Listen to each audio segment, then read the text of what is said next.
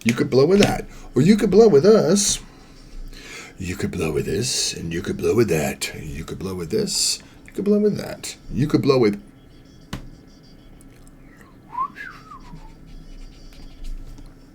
rhythm. You won't attract the worm. That is from Dune. I never got that because I never watched Dune. It's the sandwalk. Rhythm won't attract the worm. It's about the sandworm.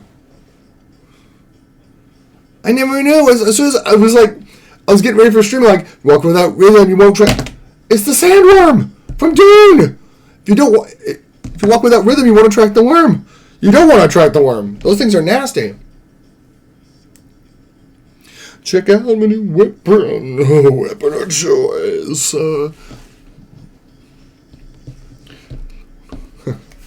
Careful, it's loaded. I don't careful loaded, but I don't know what...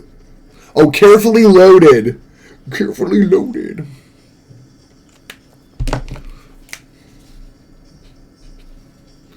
Or you could blow with us. You could blow with this, and you could blow with that. You could blow with this, and you could blow with that. You could blow with...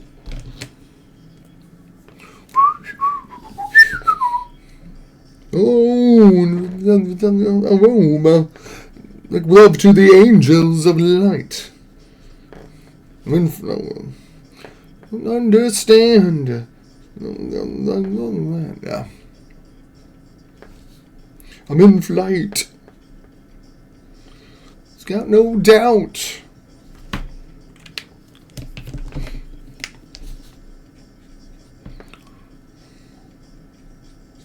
Way to the gutter and the stars. Mew, welcome on in. Mew, I don't know why I said it like that. I sound like Blackadder. Mew, it wasn't me. How are you, Mew? And you could blow with us. You could blow with this, and you could blow with that. You could blow with this, and you could blow with that. I never knew that was Bootsy Collins doing that from Parliament Funkadelic.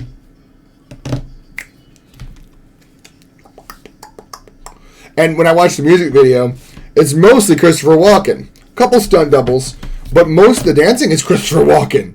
Because I didn't know he monitored at dance in college. But, like, he was like, I can do this. And, like, really? He's like, I'll help you choreograph the darn thing. And he did.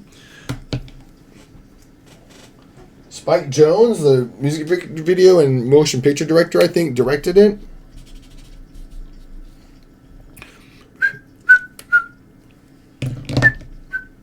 I can't see anybody say, hi, welcome on in. Hope you're doing well. If you're not, talk about it. If you don't want to talk about it, that's fine too. How are you? If you don't want to answer, that's okay.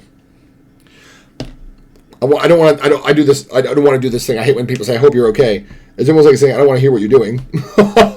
And maybe that's me being self-conscious. But I don't like being told that. Because it's like, oh, you're not really asking me. You just want me to be quiet. I mean, at least you wish me well, but it's a bit like saying, it's so nice of you to talk to me today. It's so nice. It really isn't. Well, your tone said otherwise. I hate this part because it's like, is your ear plugged? Who knows? What's this song? Oh, this is a good song too. Not this one. This is a dumb commercial. This is also a dumb commercial. I'm really hating that someone approved of... I tweeted today. I said, I would like to wish the legislator that finally approved North Carolina gambling a happy diarrhea day. Because every commercial is, greetings, North Carolina. When I'm not even North Carolina. Spoiler alert. I'm not even in North Carolina. Guess what, North Carolina? You can start betting on sports. I don't care. Hanging in there. I get you. I get you.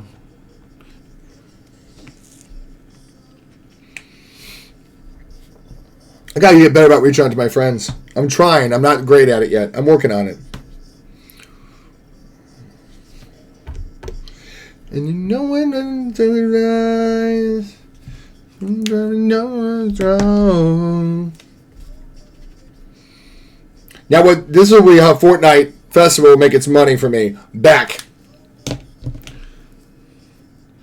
Hey, hey, my sun up girl. This man has way too many good riffs. Ooh, my sun up girl. Hey, my sun up girl.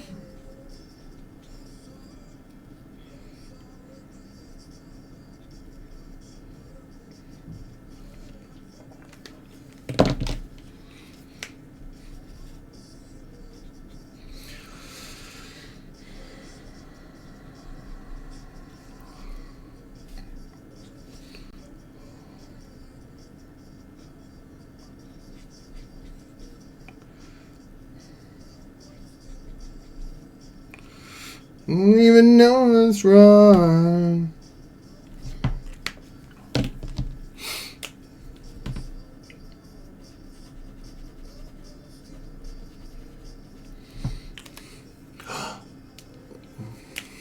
My sun up girl. Hey, my sun up girl. Whoa.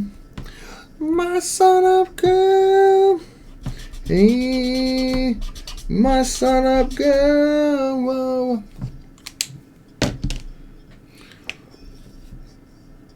Beck is one of those people that, unless the album absolutely sucks, I'm probably going to enjoy something off of it.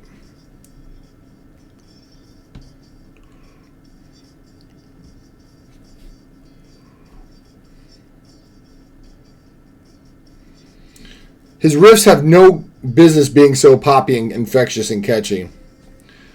My sun up girl, hey, my sun up girl, whoa, my sun up girl.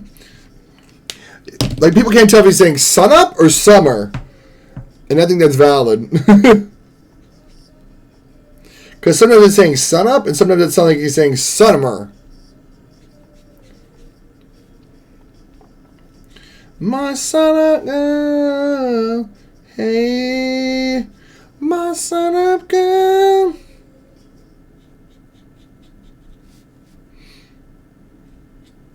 That's it.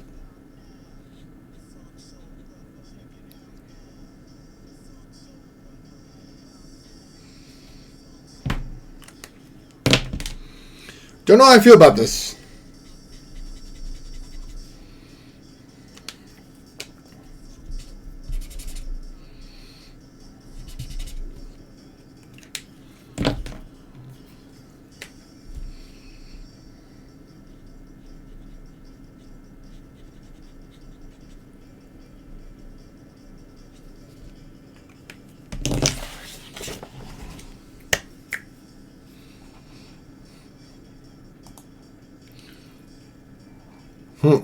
This is from Fatboy Slim, from the album, the greatest hits album, Why Try Harder? I know how I feel about this, something a Gorilla song I would skip. Yeah, I agree. I wasn't feeling it. Shut up, no one cares. That was a good song, though.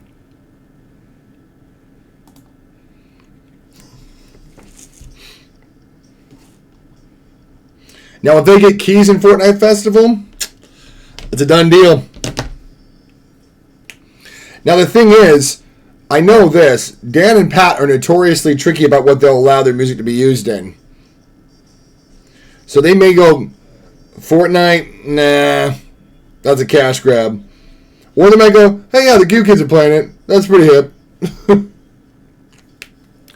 Like, they turned on Oldsmobile. And people ask them, why'd you turn down Oldsmobile? We have our reasons. Who knows with those guys, really? Who knows? Nothing bad, it's just they have their tastes, and if they, the particular... I got robbed there. What do you mean you got robbed there? Oh, the drop. We're going to do a little bit of backfill, I think. God... See if we can do it from this big bottle. I don't know if we can manage it.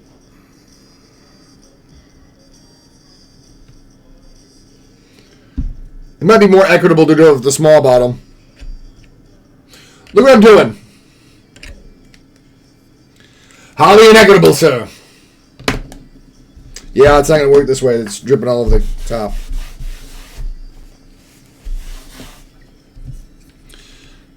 Live covered worms, barbed wire strands, strung up, strung out. I couldn't drown here. Ba-da, ba-da-da-dum. They wanna get mine.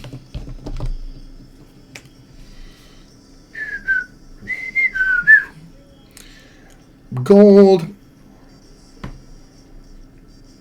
It's I'm blind. It's just a matter of time before you steal it. It's oh, you got missed again, man.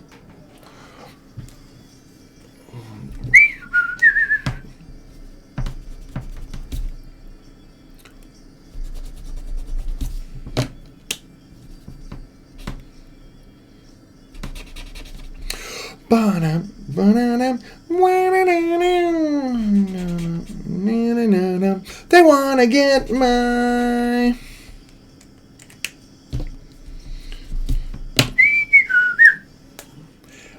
gold on the ceiling.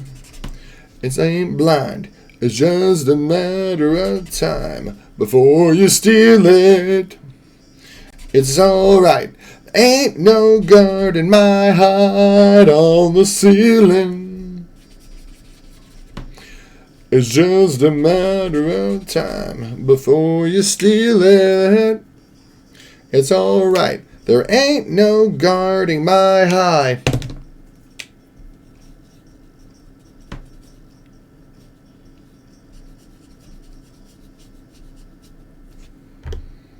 I guess I can do another one. Oh, the slow drop. I don't think we're either going to miss. We're going to both miss by a long shot. Oh, my screen is grimy. Grimy as any slimy time limey.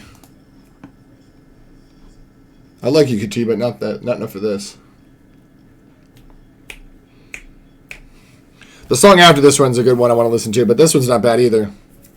Remember when Moby was a thing? Sometime.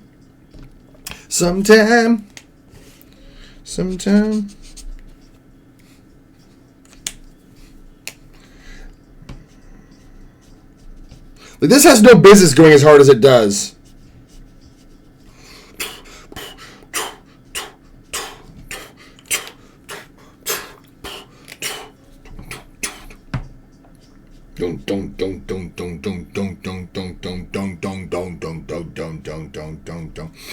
I also love how I didn't just follow what you thought the chord progression was going to do. I love that because I thought it was going to go. I thought I knew exactly what. When I first heard this, I'm like, I know where this is going to go. Yawn. Dun dun dun bum bum. I thought it was going to go. Dun dun dun dun dun dun dun. Oh no, it does do that, but that's because I'm used to it now.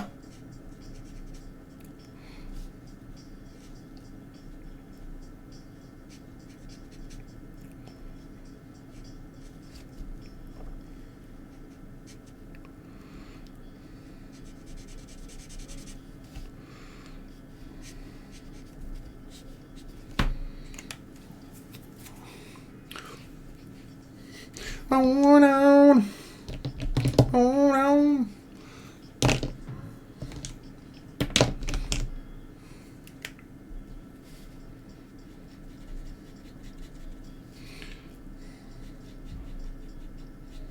Not that Moby's bad. I'm just saying he kind of fell off. I'm sure he's still making stuff somewhere, but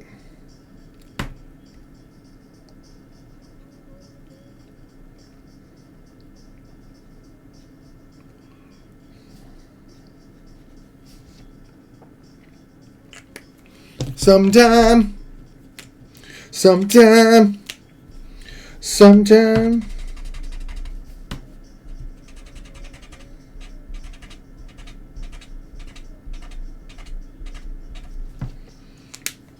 Boom, boom, boom, boom, ba-dum, ba-dum, ba-dum, boom, boom, ba-dum, boom.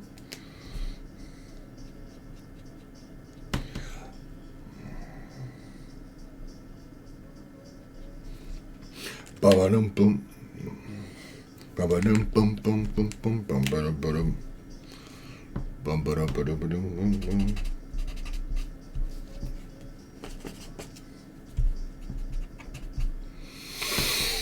Sometime, sometime, sometime, sometime, sometime, sometime.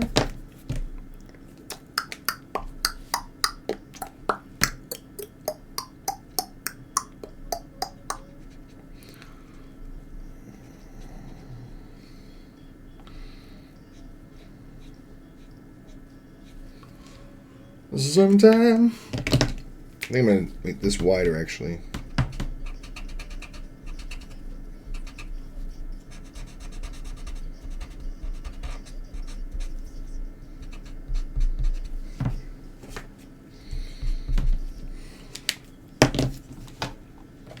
Oh, come on. Now it's going to be a 2-minute commercial about itching and scratching. No more itching or scratching, except when we wanted to. Transformer from Gnarls Barkley.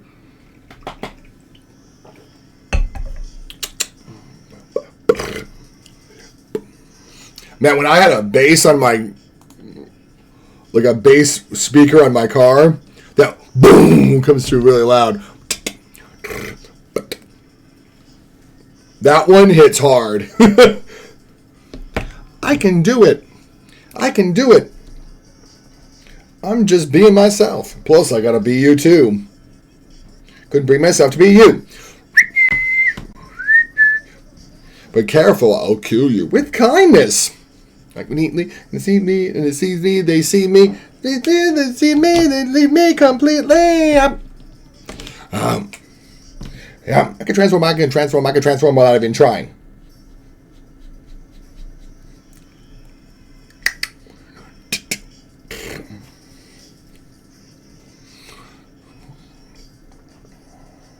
I can transform. I'm gonna transform.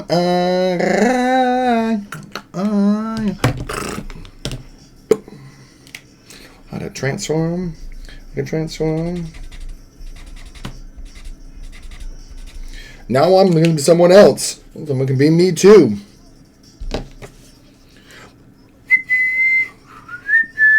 I think I can. Or can I? So shop, bow I roll pock. What the hell? Might as well be a friend. I can transform. I can tell me how to be again. This song goes way too dang hard. Transform. I can transform. I can transform. I can transform.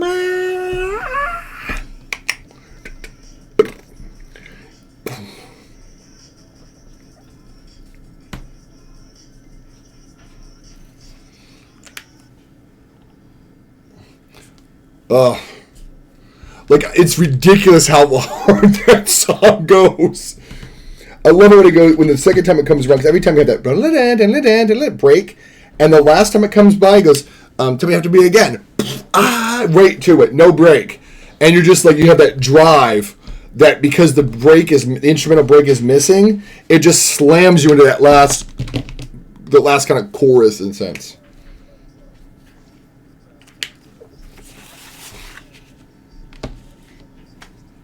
That little blue touch is going to be good there. I'm going to put a little bit blue on this side too. Reflected light as per the original image.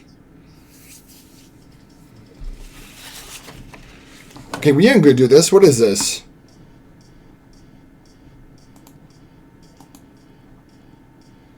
I'm going to skip ahead. It's good, but I don't want it.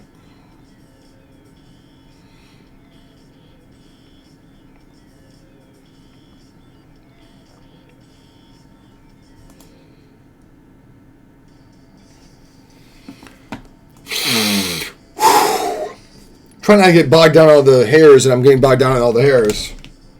When my mind is fading, Everywhere I look, there's a dead end waiting. Stealing kisses from the leprous faces.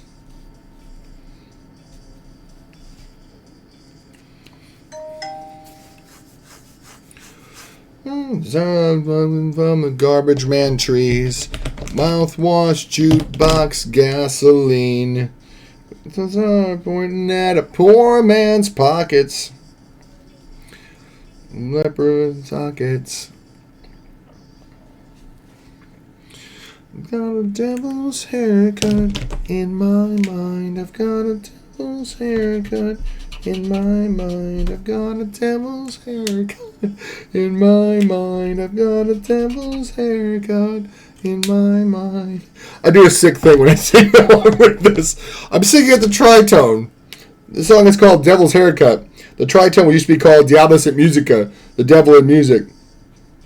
Very rarely used because it sounds out of key. So I sing Devil's Haircut to the devil's in it. Let me see if I can do it louder. It's basically I don't know how to describe it, but it's got a devil's haircut in my mind. I've got a devil's haircut in my mind. I've got a devil's haircut in my mind. I've got a devil's haircut in my mind. So I'm singing, basically, in the key of C, I'd be singing F sharp to it. So it's like, it's in a seventh chord, it's the third and the seventh of the chord. So in jazz, you hear those tritones all the time because it's called a 1-2-5 substitution, I think? No, it's a 5 substitution, I think. Because you can substitute out, there's 2 chords in music that share the same 2 notes. So like a D7 shares the same two notes, 2 of the same notes as an A flat 7. And the D and the A flat are actually tritones of each other. Got a devil's haircut in my mind. I've got a devil's haircut in my mind. I've got a devil's haircut in my mind. I've got a devil's haircut in my mind. It's a little music nerd joke. Plus it sounds really cool with a tritone in there. Devil's haircut in my mind. Because it's freaking back, so if you're kind of artistic with it, it kind of fits. This album, Odelay, low-key is one of the best albums I've ever heard in my entire life. Because you've got this one, you have New Pollution, you also have, what's the other one's on here? Where It's At. Where It's At is a classic. Where It's At's incredible. Is this Nowhere? This has got to be Nowhere. Up. I knew my band. Some of Nowhere can be a little bit spicy, lyrically. Although sometimes she sings so fast you can't even hear it.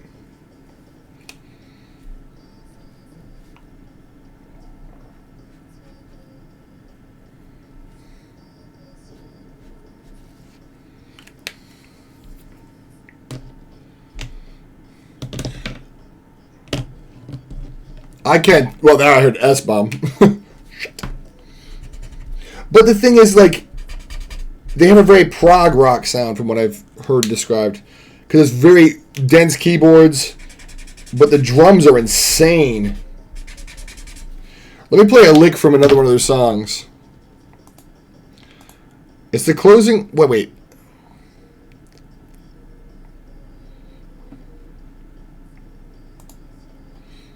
Like, the end of their I'm the President is incredible. Like, the ending riff of that is like, what just happened?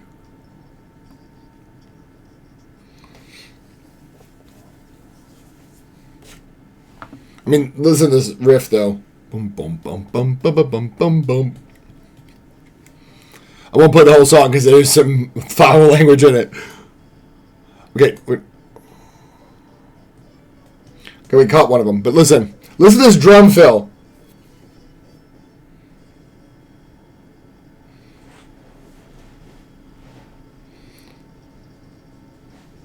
It's like, wow, dude, okay.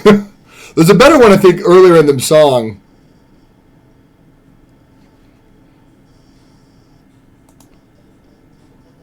Trying to find the other one. It might be just before the keyboard solo. Let me see. No, it's not that. It might be leading out the keyboard solo.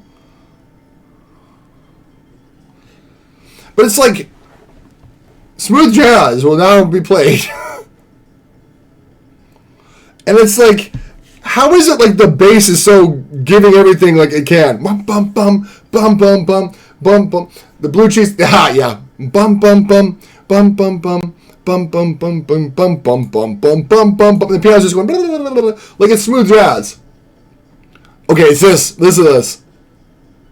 Like it's crisp. I don't think it's something to do with the recording technique too. Like that's it's like perfect and gets you right out of the chorus. Oh my gosh, why? Why is like there's so many talented people out there that aren't well known. You know what I mean? And that's a great one. Oh, we got an ad. Okay. We could play I'm the President because no one will hear it. No, I'm just kidding. You got a sub, don't you, Greg? I think, what's her name subbed you? Kamei. I was going to say my old mod, but she's not my old mod. She's my current mod. She's just never here because, you know, lifed. No, nope. Wait, no, what do you mean, nope? You wouldn't hear me say that if you get out of here. You wouldn't hear me say you. Okay, there's an ad that should be going on now. Can you hear me, Greg? Because if you hear me, that means you got a sub. Oh, you don't have a sub. Wait, but then how would you see this? I don't know. That makes no sense. I heard you got a sub and was like, I was going to say, I don't know, then I got 9 ads in a row. No, I'm sorry, bro. I thought Kamei had gifted you one last time they were here. The last time I was here. I sing that song. Okay, I want to listen to Back. Because I can, I want to. I know it's kind of dorky. Not Dave Brubeck, just plain Beck.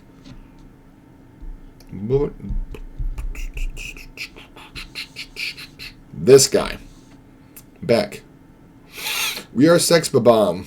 No, not that. Not even that. Hell yes.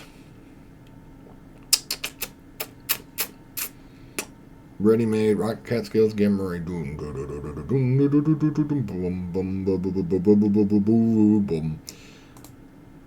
not New Pollution. Oh, that is good. The music for this is absolutely bonkers, too.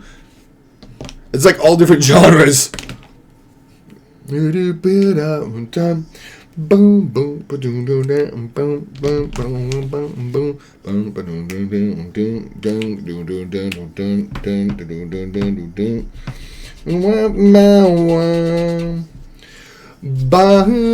She's got a cigarette on each arm.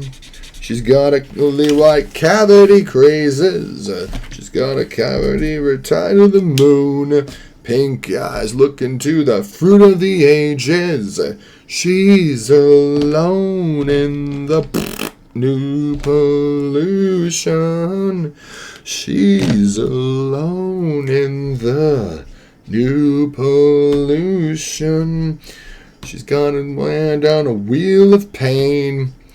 She can talk to the mangle of strangers with a fiery doll. Throwing truffles to the dying embers. She's alone in the new pollution. She's alone in the new pollution.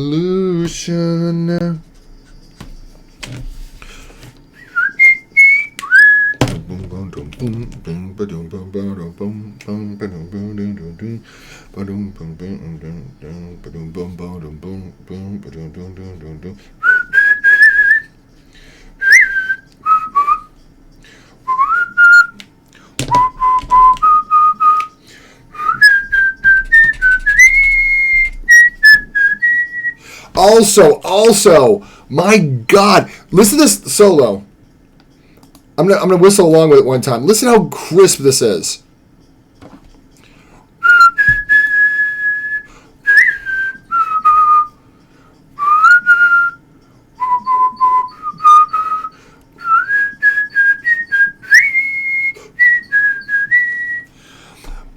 What I'm talking about is the accidental, not the accidental, the ornamental note. The first one is first a flip. Second time was it's a slower. Listen, it's the first one. The first accent, or not accent, ornamental note is very quick, as it should be. The second one is he lags it behind. I don't know who plays the organ solo, but listen to this.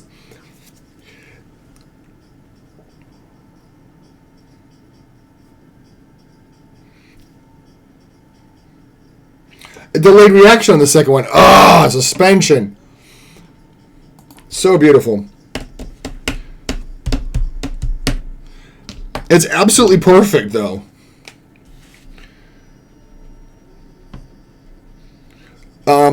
It's camouflage with a whip crack sending me shivers. I feel like this could be half crooned and still be okay.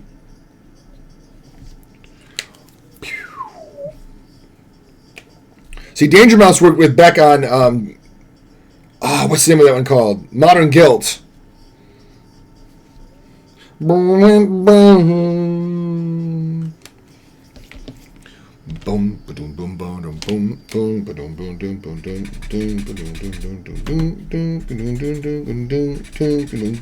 like 2 or 3 layers to this thing. There's like 2 riffs.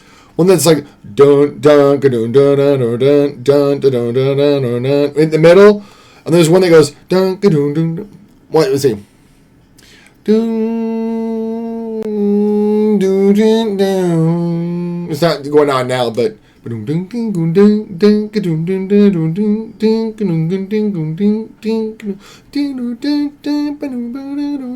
like 2 or 3 different layers of that rhythm with different notes.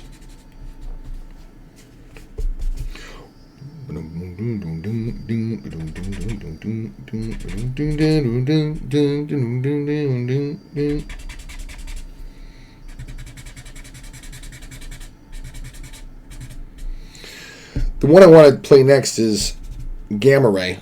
Not this one. Derelict's pretty good, but it's weird. Gamma Ray's so good. Okay. Talking about riffs. I don't know if this was all Beck or if some of this was Danger Mouse producing, because this is one of the songs Danger Mouse worked on with Beck. Trademarks we recognize from Beck. I mean, from Beck we recognize the trademark hard riff. This mindless riff that feels so natural, and yet it packs so much energy. But it's also a dry guitar, bass guitar, which is a trademark of Danger Mouse, as we heard in Crazy, Feel Good Inc. Sound. So that right there are 2 main components of both their musics.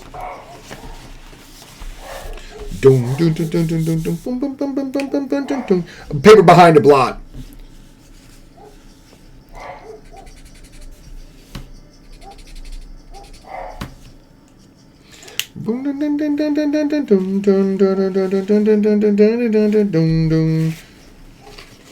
Now, I'll tell you what I don't know whose idea this was, but listen to this thing. She's got a cactus crown with a dot dot dot on her brow. Probably Beck is the only person to think of a breakup in the terms of global warming. But it is. He's comparing the angry Mother Earth to his girlfriend breaking up with him. This little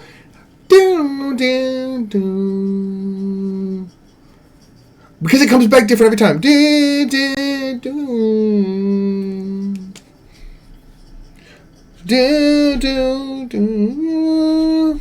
Every time I feel like that last note is different.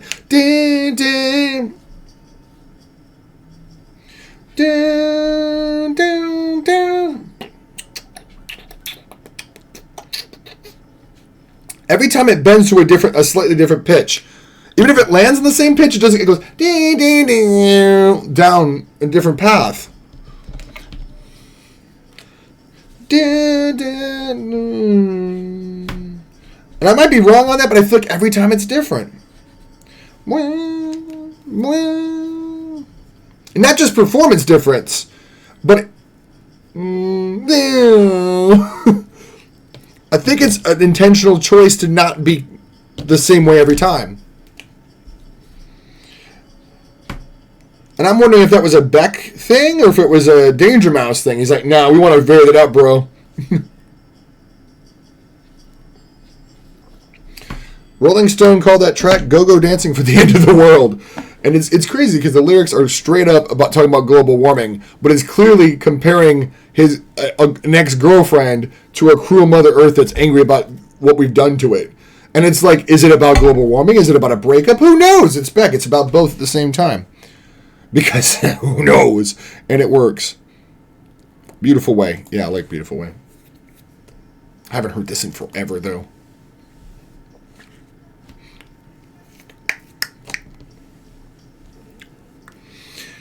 They use this for Windows ME to its sins. To its sins. Yeah, Windows ME. They used a clip from this to show people how Windows Media Player works. That and Beethoven's Ninth and What Humans Do from David Byrne. Searchlights on the skyline. Just looking for... I'm noodling too much in there. Who's gonna love my baby when she's gone around the bend? Egyptian bells are ringing when it's her birthday. A sweet nothing, I'm talking about you. There's a hurricane way. Ooh, such a beautiful way to break my heart. Ooh, such a beautiful way to break my heart.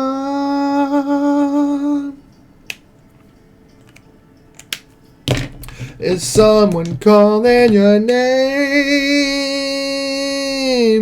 It's driving you insane.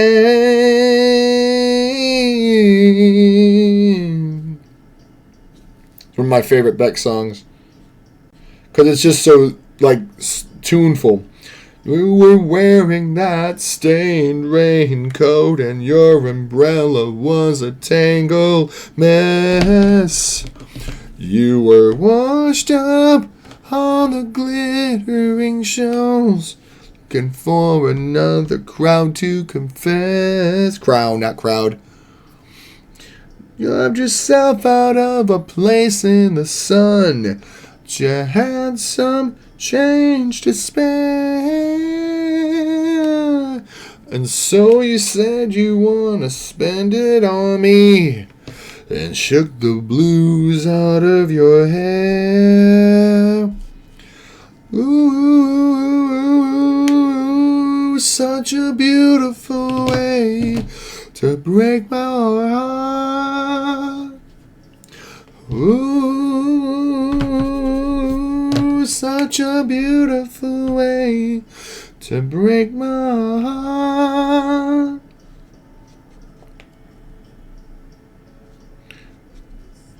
Calling your name, you're gonna miss that train. We're not having much luck with the drop game tonight, are we? Coffee or Greg? We're just not.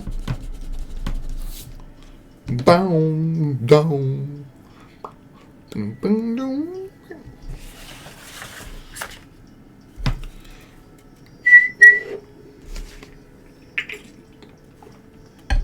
I feel like I want to get this part bulked in.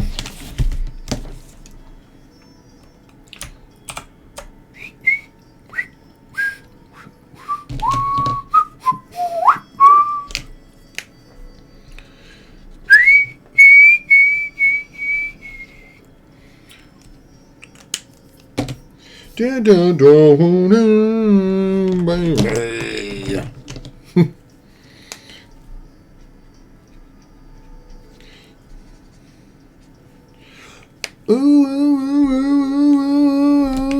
such a beautiful way to break my heart. Ooh, such a beautiful way to break my heart. See, now I want to do my own version of this. I know another one I want to hear. God, I want to hear it so bad.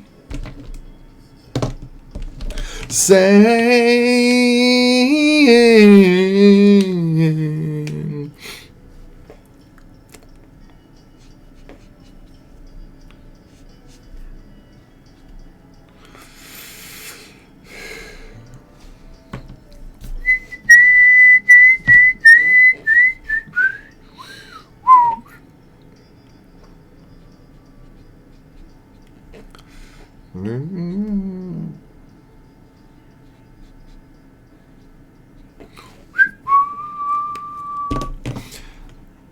Oh, Agelfler Greg. What?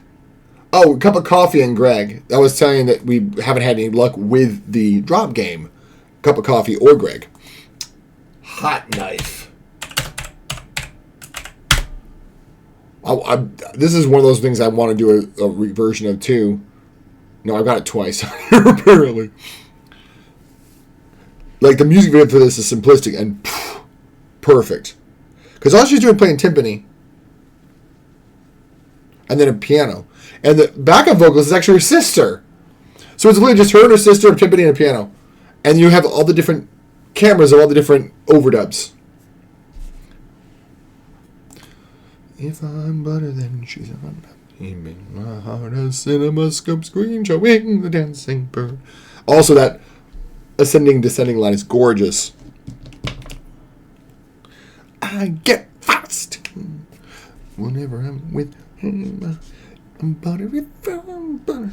If I'm butter, then he's a hot knife.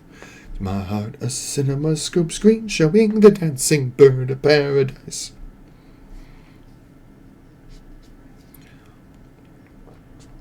And just to prove this, you don't know what the song is going to do next. Major and minor varying back and forth equally.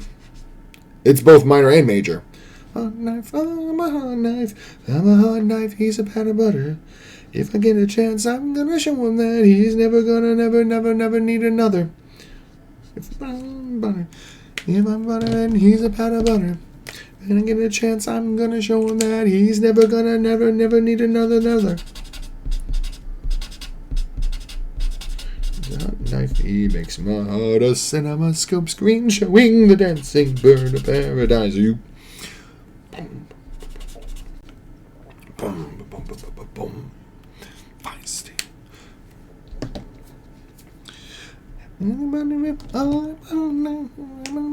He's a pat of butter. So she's singing B flat minor, and her and her sister are singing backup in B flat major. It almost sounds like it's a blue note when she sings it, but it's not. It's definitely B flat minor. At least in according to my theory. If I get a chance, I'm gonna show him that he's never gonna never need another. And you can laugh around me, relax around me, because you can laugh around me. I love it. It's like you can relax around me because you can laugh around me. Such a great lyric. It's like you don't have to worry. You can laugh around me, and he excites me. Must be like the genesis of rhythm. I get fast whenever I'm with him. Then he's a hot knife. He makes my heart a cinemascope screen. The dancing bird of paradise. Me something. Maybe you can teach me something too. I love when these songs get more and more complex. Can you teach me something too? Send bird of paradise, you. Maybe you need to teach me something too. Okay, because of all the different rhythms that are locking. You can repeat around me. You can, cause you can laugh around me. You can relax around me. You can, cause you can laugh around me, honey, you. Maybe you can teach me something too.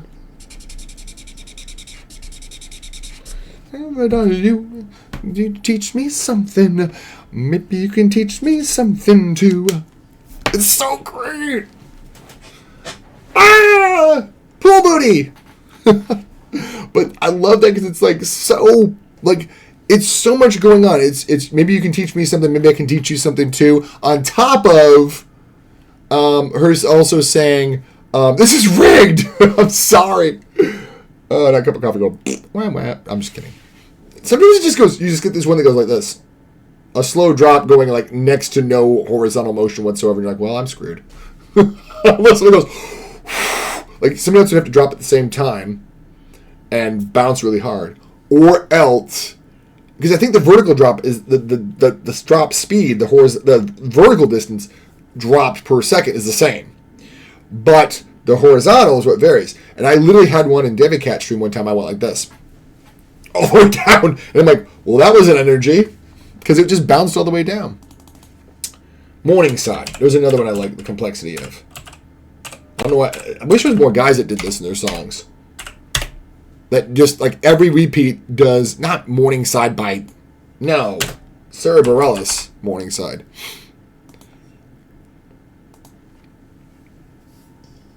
There might be a couple songs from, like, Danger Mouse or something that added complexity. I mean, kind of technically, Gamma Ray does that because you have that meow, meow, meow. That only comes in the second time, but it's not like every repeat he adds something. But somebody like Sarah Bareilles is not adding lyrics, but she's adding textural depth on the repeats. Listen to run, though I may. I love the drive of that too. Bum, bum, bum. I missed it the first time. Bum, bum, bum. It's very punchy. Bum, bum. It's on the kind of that offbeat. Try. Do. Right now it's very simple. Do to me, but then you do it over again. Very straightforward stuff. Get to me on my morning side. Right, very simple stuff at this point. Whoa, whoa.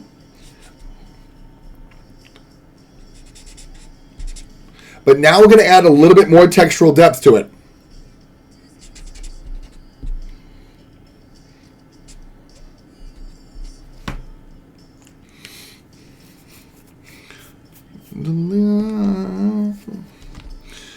I come to you. She's singing a different version pitch-wise. Try it. Because now she's up here, while the regular stuff's down here where it was originally when she first did it. But now she's dancing around up here.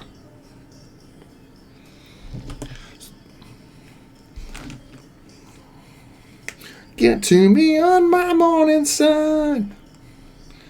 Down you say maybe, baby. Now we have a double down chorus.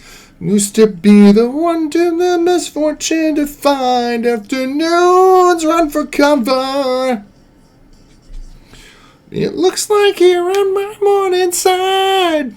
I can't sing that high. But if I could, that's where she was sitting. Vocally. I wonder if Beebs is doing Fortnite tonight. I don't know. That's a great question. What's she going to do for her comeback? One of our friends, a streamer, Bob Ross Babe, she has been out of the loop because she has had no voice for 2 weeks. Poor thing. So she's only been doing like silent streams on Discord. Want to leave, letting me know. That note is brilliant. I always talk about this note. I'm going to back it up. Because it should be letting you know. But she doesn't bend it. She goes, letting me know. She doesn't bend it. She leaves it on the no. With the oh. Listen. That's right, Princess Peach. Letting me know. She bends it up a little bit at the end. But not a clear one. No. Like she almost gasps it out to the right pitch. She wanted to do the Princess Peach game because the demo came out. But that game's not good. I'll try. Get you to me, but then you do it over again. See what I mean? We're getting more and more complexity. Get to me on my morning side. Let me down. You say never. You used to be the one with the misfortune to find.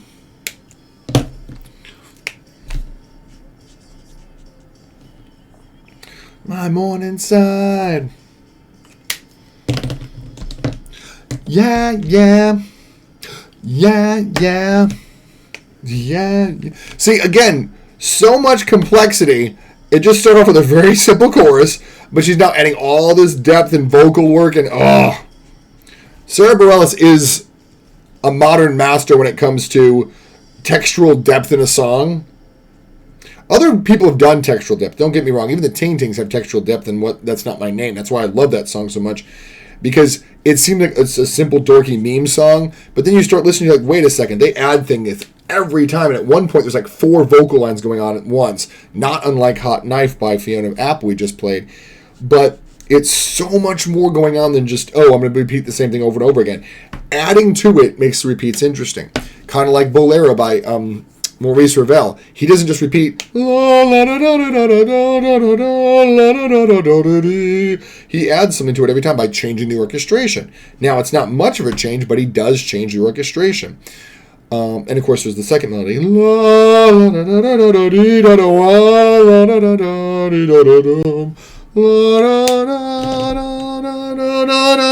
Looking for C0. Not C0, regular 0. I also think it's fun that in Bolero, the main melody, the A, is all on, if you have a piano keyboard, the main melody is all on the white keys. And then when you go to the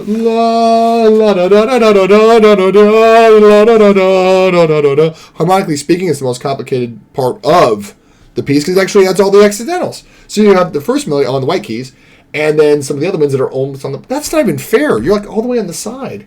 What is with the drop game today? Like literally, it'll drop people like at a slow rate. What's with the slow rate? They're like, it's like the drop game is like literally dropping them with no variation whatsoever. Look at me. My booty's gonna wedge right there in the pool, right between the pool. Blink, perfect booty wedged. Now I want to listen to what? My Moon, My Man. There's an example of non-textual, but there is a sort of a textual change. Wait, My Moon, My Man closed captioned? What? Why would it be closed captioned? The music video is just her riding on a people mover in an airport. But what I love about it is the vocal depth in the bridge. She adds more vocal depth to the chord, and the chord gets more and more complex. And I'm like, I love a complex chord with rich harmonies. There's a really good one at the end of Stravinsky's Symphony in C. Symphony in 3 movements. And the chord is just so beautiful. Like, holy crap. I think I'm playing that next. We're going to jump to classical for a moment. Because it's such a fresh chord. The song's out of key again. My moon's my face, my again, my place. It's the calendar page again. Please shed some light on me, please. Take it slow, take it easy on me. Shed some light on me, please. I also love how the guitar solo is loosely based on her vocal. My moon, my man, unchangeable land, such a London, but it's not quite. It's loosely based on it. Security is clean, I know. My coat leave on a high note. There's nowhere to run. There's nowhere to go. That was run, it's go.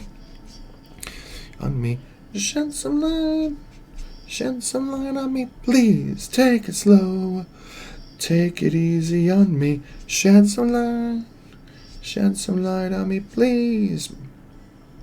Doom doom doom doom doom doom doom doom doom doom doom boom boom boom boom boom boom.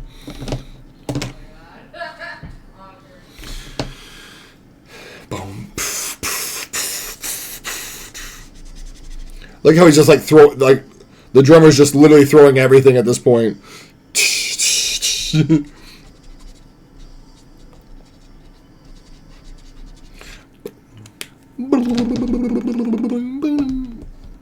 Need C2, there it is.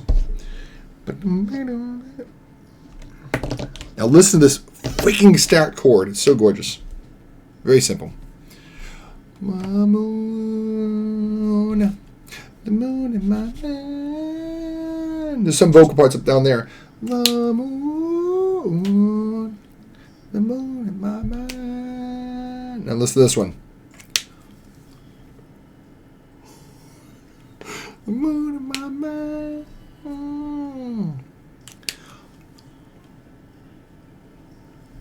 What even is that chord? I don't even know what it is. It's like a 13 chord or something. Oh, it's so gorgeous. It's such a fresh harmony because it's so many notes. It can't be just a simple chord of just like a triad with like a fourth or something. It's got to be like a second, a fourth, third, something in there. It's so gorgeous. Okay, Stravinsky's Symphony in 3 movements. The end chord of it, you feel like it's going to end in absolute tragedy, and then he gives you the most buoyant chord to end the damn thing, and you're like, oh, it's so beautiful. Why is it so beautiful? Here we go. So this is the third section.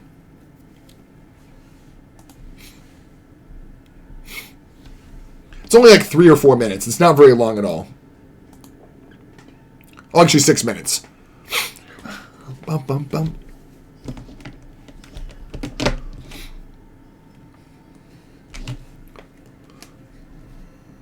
I love Stravinsky so much. Like, some Stravinsky's a little bit too dense for me, but a lot of times he writes with a very silly sort of sense about him. He wrote a piece about a game of poker called Jeu de cartes, Game of Cards, and literally it has to do with people betting cards. So it's a ballet where the card, like the battles between the bets, are played on the ballet stage. So there's no plots. He says it's stupid. He says if it would be like a romance section, he's like no. You're playing cards. It has nothing to do with this card romancing this other card. No. So literally the battles take place in each scene is a deal. So there's like a variation for the 4 queens. Like I guess because the 4 queens are being bet on. They factor into that particular round of the game of that hand of poker. So he's like his whole philosophy was it should be about the strategy of the game, not about some half cooked up romance story between the kings and the the kings and the queens and the jacks. No. This is a game of poker. It's about strategy.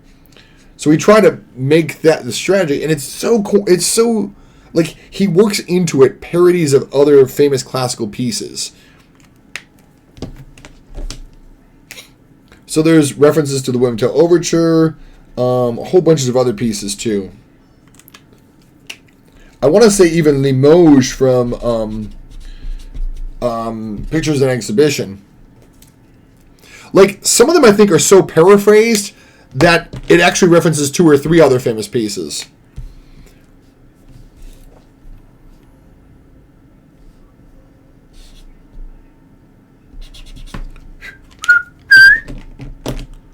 And for C5, here we go.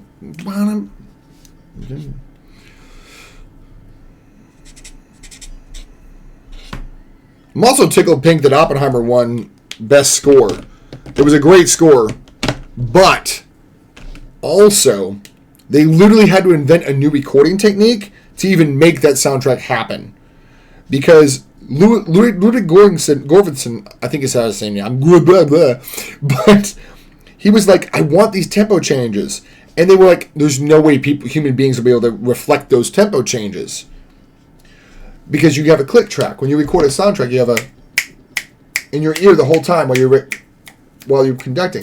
And what it'll do is it'll slow down if you're supposed to decelerate. But the thing is, the tempo changes were so instantaneous that you wouldn't know what way to change your tempos. So what they did was the click track actually changed tempos 2 beats. So you had to still be playing in the old tempo. And then when the new tempo comes in, you can play the faster tempo. But it pre-warms you up for what that new tempo is. There's a water drop. Luckily, I got it off before it caused any damage. It wouldn't damage, it would just warp the paper. Bum.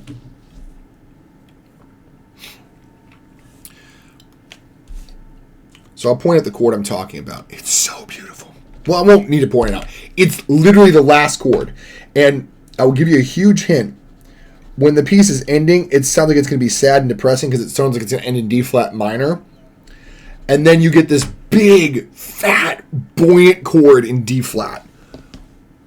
And it's like, and I might have to replay it because it took me like 3 or 4 listens to be like, wait a second. That was a bigger, beautiful chord, more beautiful chord than it let off to be. It pretended it was just going to be this simple closing chord, and then you're like, oh, wait a second, back that up. And I started listening to the different voices in it, and you could hear the freshness in that chord. It's more than just D flat. There's so much more going on than just a simple recap chord at the end.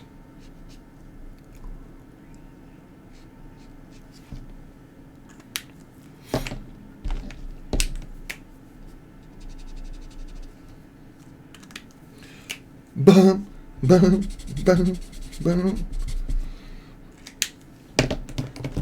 Ba, bum, bum. Ba, da, da, la, da, da.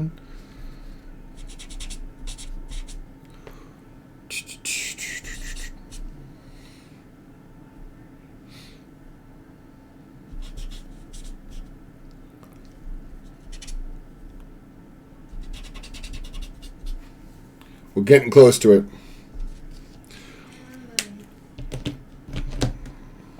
Yeah, we're near the end now. This is the last minutes. No, it's... Night, baby, I love you. Did you let Tucker out already? No. I'll let him out. Alright, love you. Love you too, baby. No.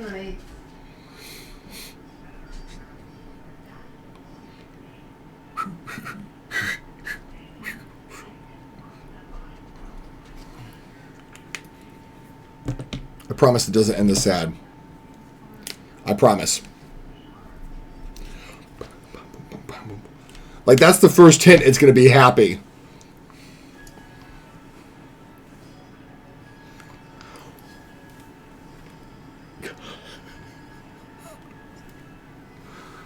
God, that chord is just so beautiful. Like, it just feels like you're just going to explode. Then all of a sudden you just get this chord of pure joy. Listen, I'm going to listen to it one more time before I actually point out where all the notes are. God, it's like an explosion. It's like seeing everything in like muted and black and white colors, and all of a sudden everything just comes in a mad rush and swirl of color all at once. And you're just overwhelmed by the beauty of just being alive. I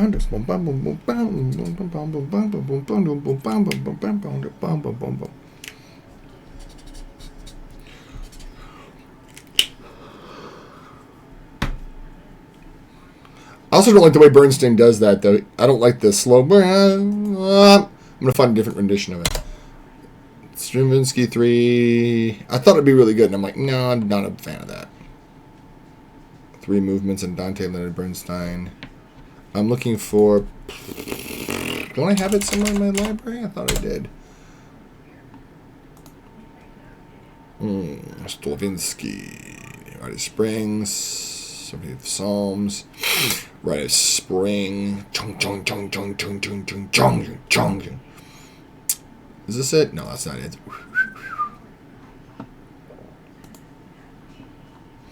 Bum bum bum bum bum bum bum bum bum bum bum. That's actually Star Trek. I'm sure they've got that from Rite of Spring, though.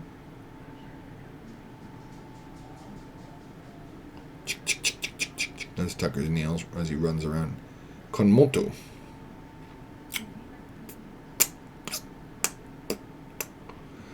Well, part of me wants to take a nap, but I know well enough I won't want to wake up until 5 a.m.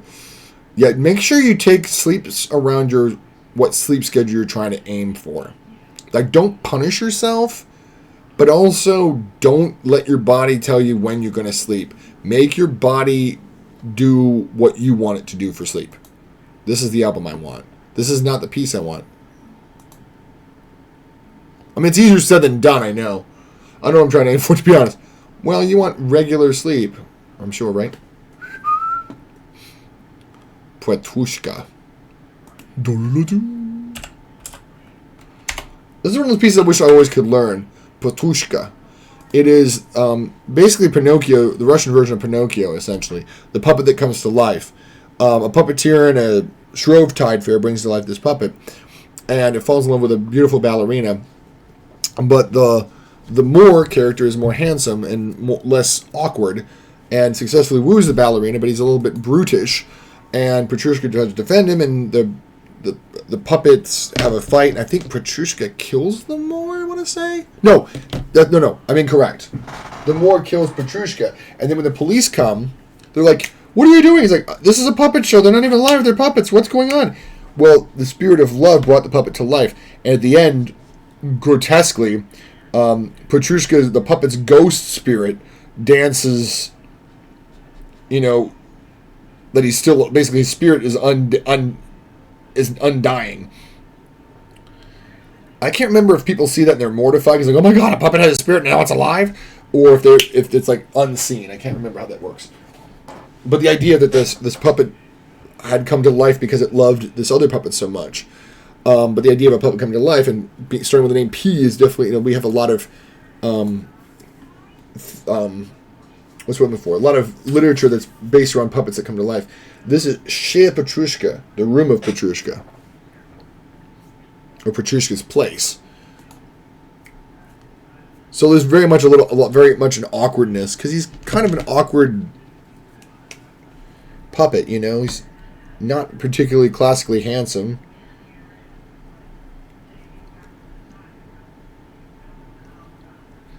But this isn't what I want to listen to. But I do like Chez Petrushka.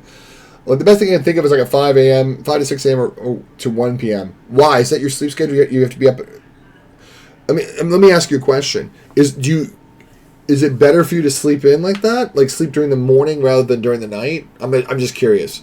Because you might have a different work schedule or life schedule. Even if you don't have a job, you might have a different life schedule. I know a good many, I say, in BRB's channel of associates were I know for the longest time I was on a nighttime schedule just because I didn't have a job, so I was kind of depressed. So being up with everybody else playing games helped me out. It didn't hurt my job hunt at all. The most depressing thing you've ever heard is doing a job hunt. Nobody will call you back, and when they do, it's like, what was that job for again? I don't remember anymore. So if you can make your own sleep schedule, why not base it around the things you want to enjoy, as long as it's not hurting you? Petrushka. Come on.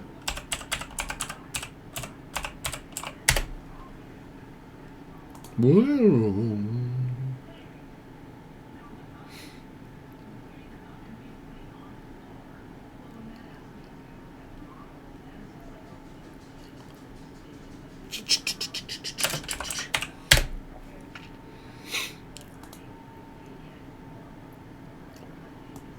That's not it. How do I find this? I thought I spelled Petrushka right. Apparently I did not spell Petrushka right. Rite of Spring.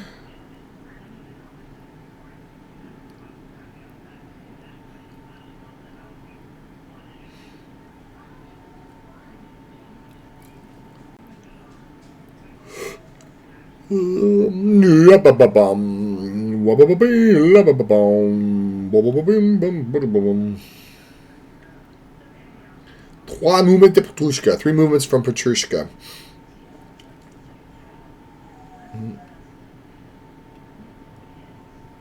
Here's what I'm looking for. This is the one I was looking for. Here we go.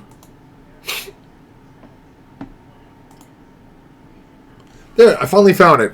It's labeled movement 1, movement 2, movement 3. I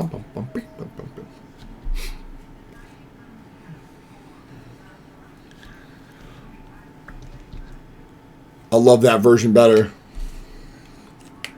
But if you listen to that chord, there's a French horn in there.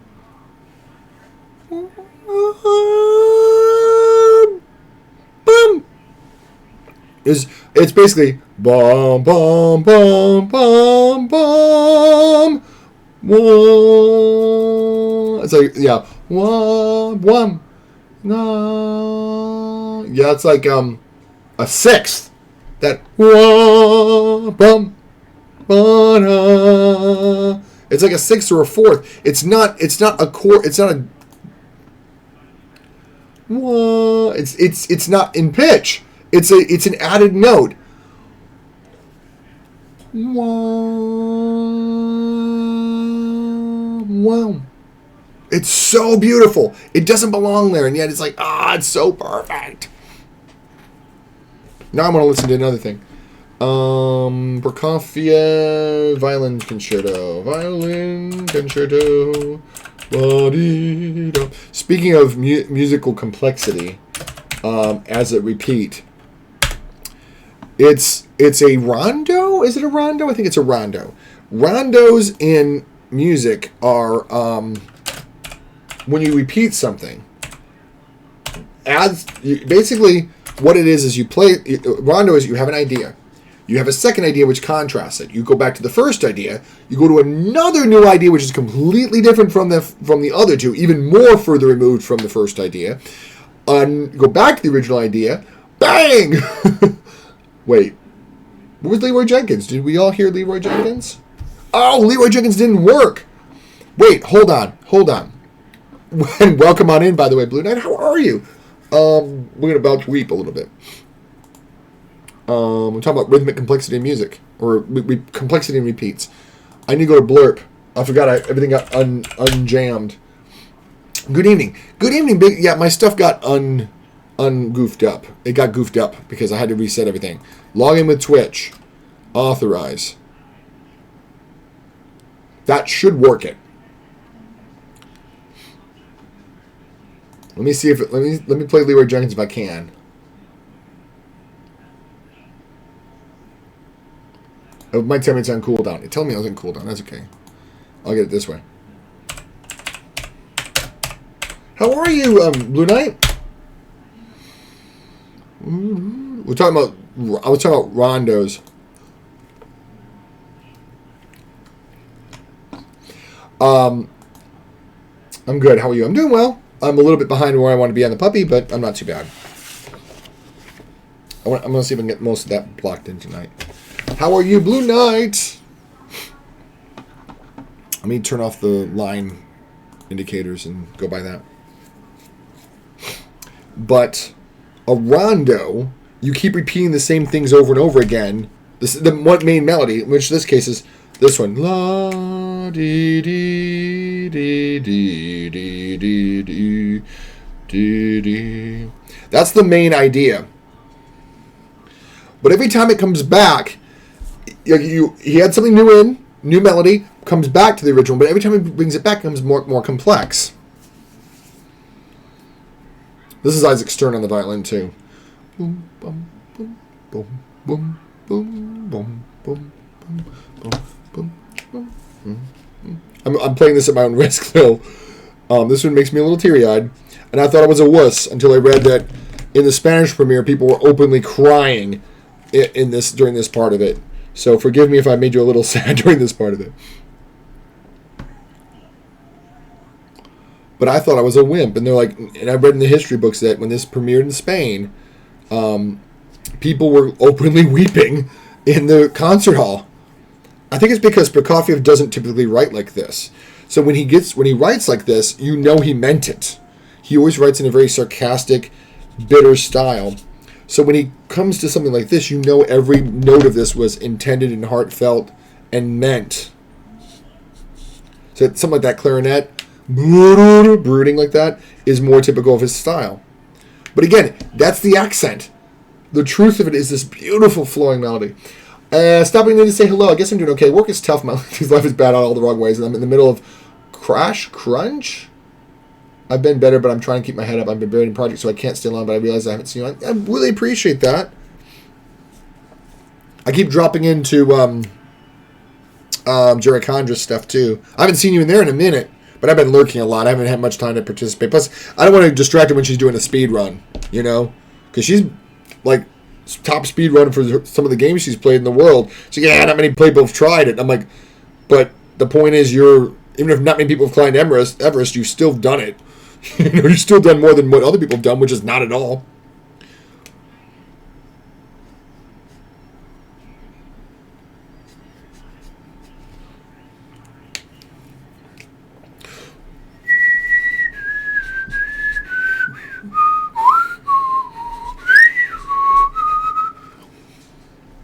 And also, like, he'll get to remote keys.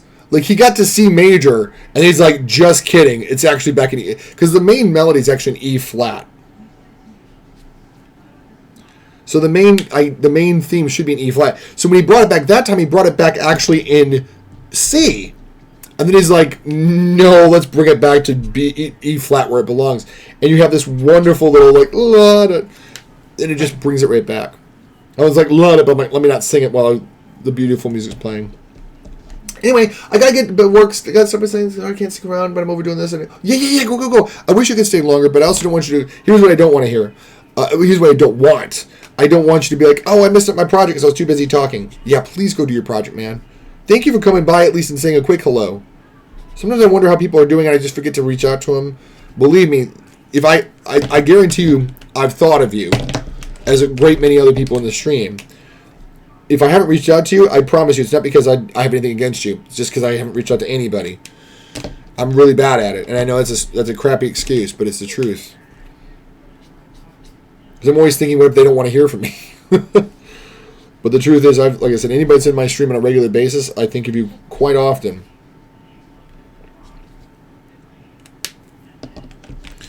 La di di di di di di di la di di di di.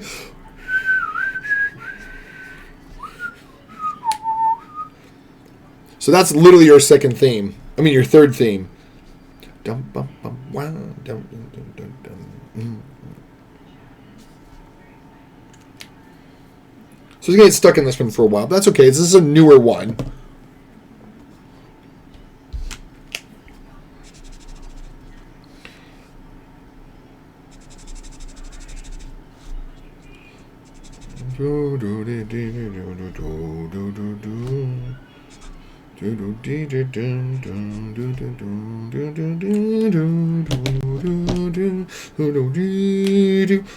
So while the violin's playing its own little accompaniments to it, the main orchestra is playing the actual theme.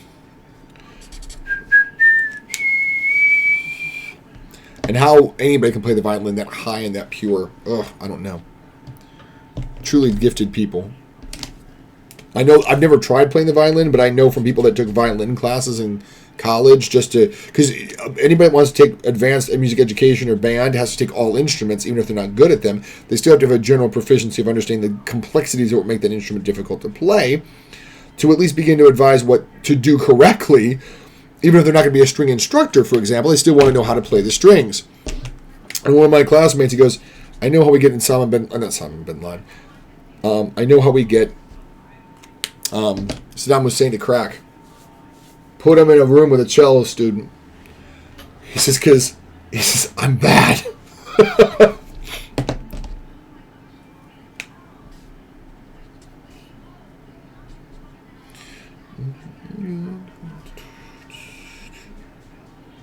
So right now it's simple.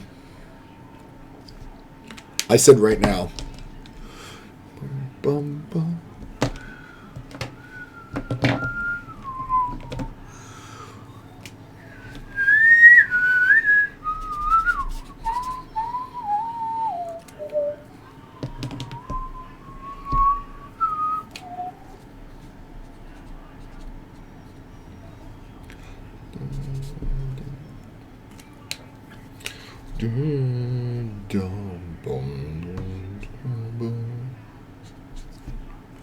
crazy.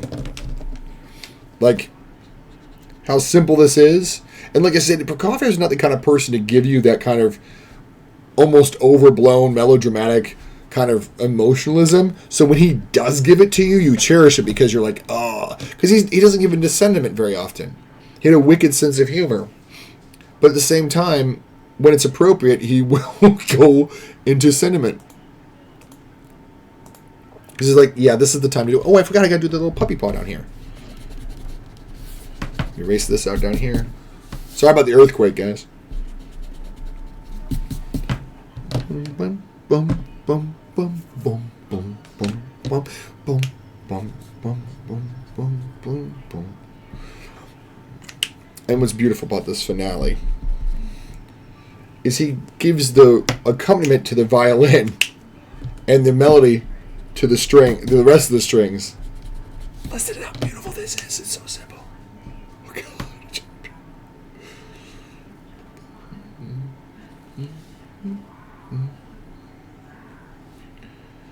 Oh, God.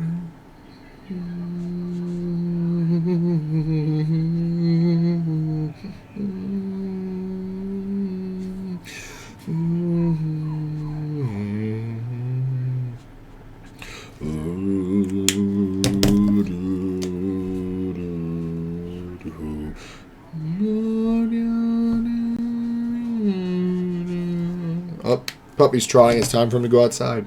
Let us do this. Let us go ahead and do this, and we will do a puppy break. And then we'll probably continue to draw for a little while. I will let the music run because I don't know what else to play, and we'll just have to figure it out. It's not bad. It's the finale of the concerto. But this way you can look at Puppy and listen to music. I hope listen to music. Nope, it died. The day the music died. But that should be fixed now. Let me test to make sure that worked. Oh, there's Anna Takamaki. I mean, not hurting my eyes at all. What are we going to play instead? Nope, we're not doing this. Let's do Bolero. So it'll be in progress when I come back. Dum dum dum dum dum dum dum dum dum. We'll do that. I'll just pick one. Yeah, this would be fine. All right. Let me make sure the vocal the blurps work. Yep. Be right back, guys.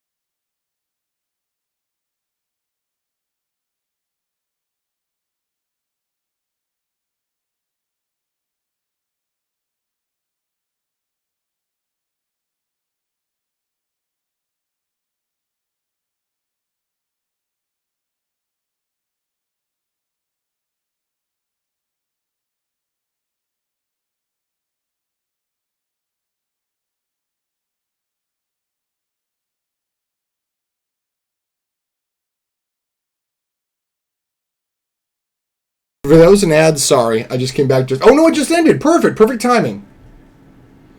Sometimes I should have... I forgot I can run an ad break on purpose. And I could have done that, and then we would have been spared that, but it didn't matter anyway. We're going to do a couple more touches on this and call it a night, because I'm getting tired. Plus, I'm going to have a mediumly busy day tomorrow. But I do want to work on this a little bit, because I'm a little bit further behind than I wanted to be on it.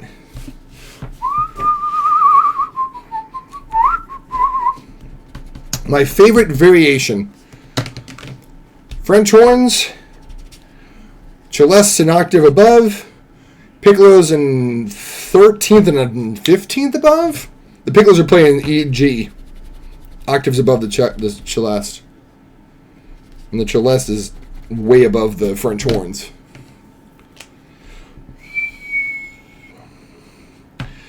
So the only variation we really get in Bolero is textural. I should say textural, harmonical, textural, the harmonies, and the instrumentation, the orchestration. Because the melodies themselves remain unchanged. But you get all of these different chords on top of them. So it sounds like you're just getting the same melody over and over again. But the thing is, the underpinning chords are different each time. So it sounds like, oh boy, it's the same melody over and over again. Yeah, the melody's the same. But the harmonies on top, underneath, are totally different every time. Some are parallel chords. Some are well balanced.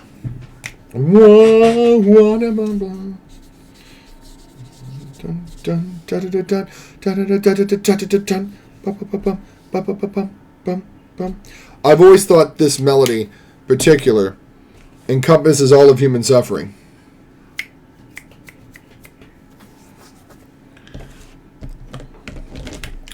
Because it has all the blue notes in there, literally. And there's two notes that are really far removed from the key of C. One is F sharp and one is D flat. And he harps on the D flat.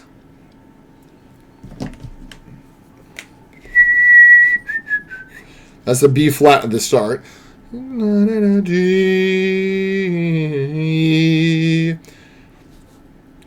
There's a D flat.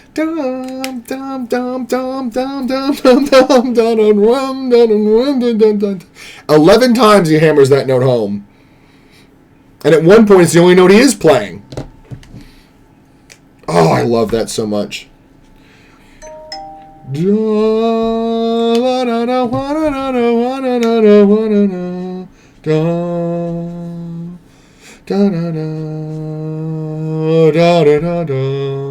heard this in concert once. Oh my god. Actually, it's the other way around. Boom, boom. This is pretty straight. In octaves. That's why it sounds so very pure. It's also the first time we have the main melody in a full ensemble. We've had the small groups, like chamber groups, woodwind, small group of woodwinds, horns, celeste, and piccolos. So you have it in small little groups. This is the first time we have all strings. Go. That's kind of the point. He wants to slowly crescendo you by slowly introducing you to each group one at a time. He doesn't just give you all at once. Now listen how different the texture is. Just the chords changed. The same instruments.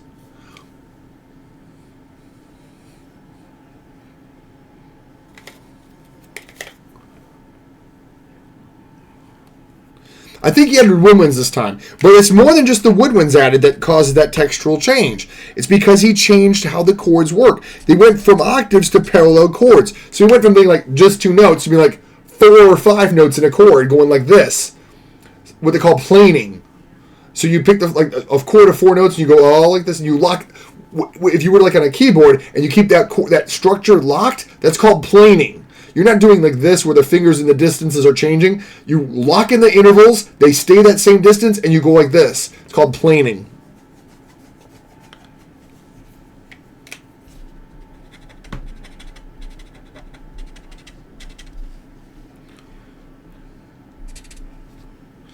boom, boom, boom, boom, boom, boom, boom, boom, boom, boom, boom. I love how like pronounced that bass drum is. Boom, boom. It's actually bass and timpani. Boom, boom, boom, boom, boom. I feel like it's just going like this. Actually, I think it would be like this. So it'd be left, right, right, left, right. So you could use alternating hits. Same deal. First pure octaves, then planing chords.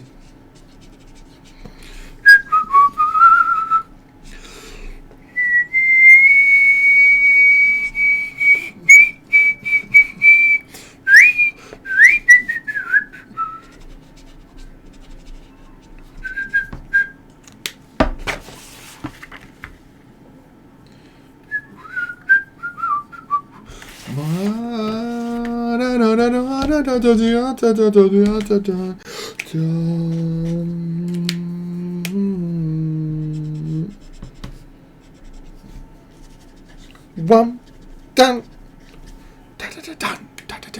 bam, bam. Other thing is the background chords have gotten more diverse too. He changes the background chords too. They're not just like G, G, C, G, G, C. Sometimes it's a C7 chord. Sometimes it's G, D, and C, D, and G, a suspended chord. We call it a C sus. A C2, I mean, in pop music, a C2. So it would be a C, D, and G. Instead of the E gets moved down to a D. So all of that keeps it sounding fresh and original. Because you're not just hearing, G, G, C, G, C, G, G, C. No, it's not that. There's all these complexities in the chords. And I never realized till I saw the score. I'm like, God, it changes more than you realize. It really does.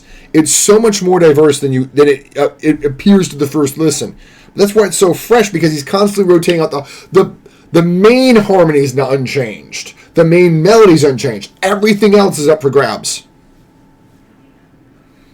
And that's part of the freshness that makes Bolero original. He keeps nothing the same except the melody and the main, underpinning root of the chords and the accompaniment. Except for now. Welcome to the new age.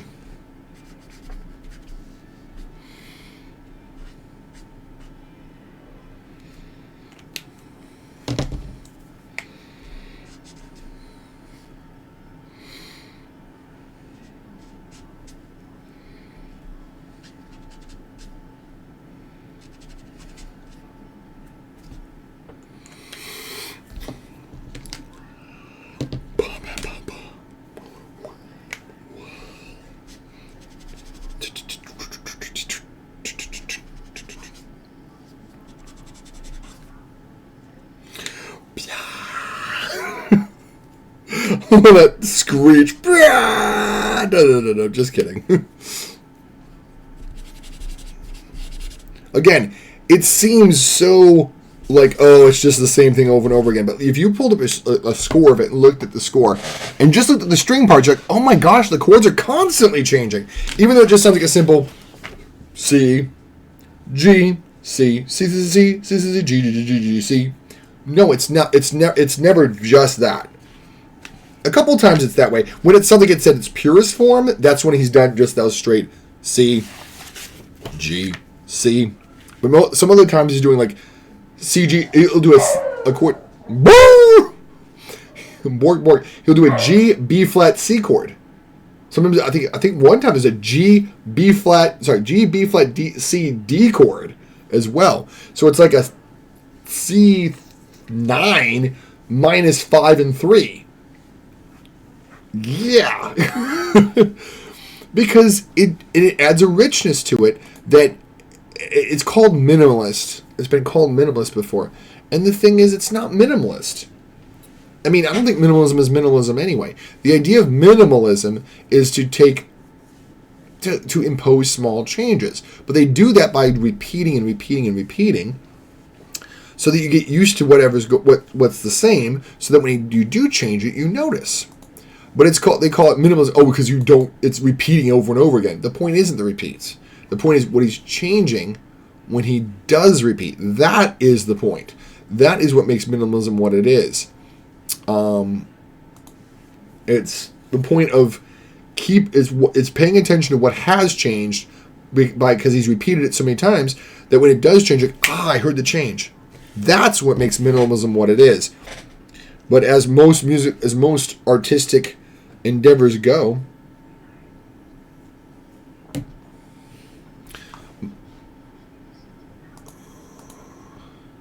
most of the time when they do a musical or artistic endeavor, the people that named it are doing so derogatorily. Impressionism was named after a mocking term about Impression Sunrise from what's his name? Monet made a painting called Impression Sunrise.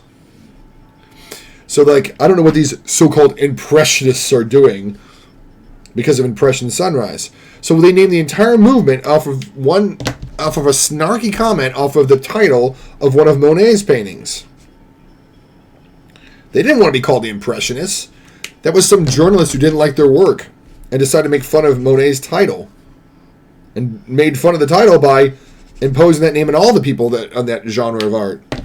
Baroque means misshapen pearl. I don't think that was meant to be flattering in any stretch of the imagination.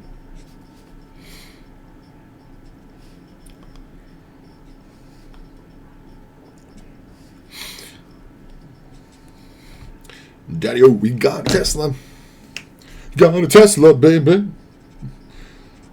I think I want...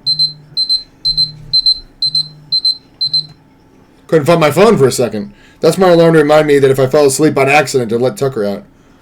So I even got a backup alarm in case I forget to let my puppy out and doze off by accident. I try to be a good parent, puppy. I'm not often. I do love our little dork. Even though he can be a handful. Boom, boom, boom, boom, boom, boom. I'll be like, shut up, you dummy. And then I'm like, I really do love you, Tucker. Sometimes he's a little bit much. Like when I'm trying to work, he'll bark, bark, bark. And I'm like, and I know what it is. I'm like, Tucker, it's okay. Bork, bork, bork. Tucker, I got it. Bork, bork. I got it! Be quiet! Because I'll know what it is. I'm like, it's the mailman, Tucker. It's all right. I got it, boy. Good boy. Bork, bark, bork. Tucker, I got it. Got it. 100%. We're good. Bork, bork, bork. All right, I got it.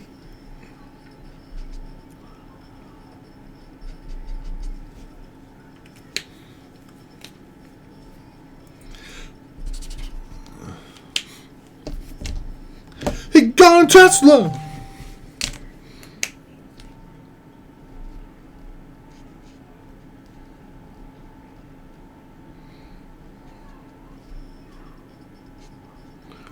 Ja da da da. Yeah. Like, I don't even care about Teslas as a car. I just love the song.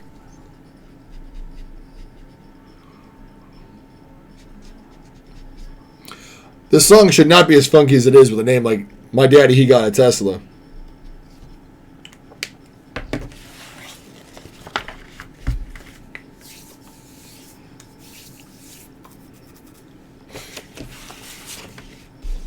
Hang on, Tesla, baby. I just had the baby part because it just sounds like it fits.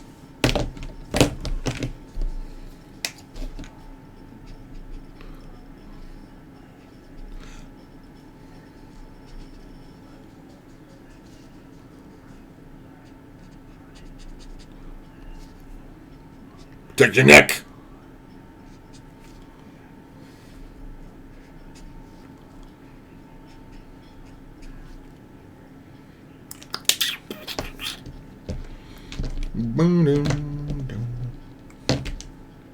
I want to. Okay, I meant to tell you this, guys. The one song I like was called "The Journey." It actually is a rap song. I found that was the instrumental that we listened to on stream.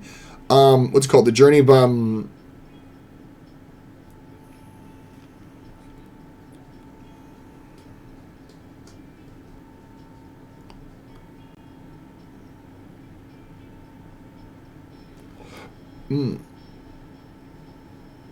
from Chinese Man and whatever his name is. It's actually a rap track that we have, but we have it without the rap track in it.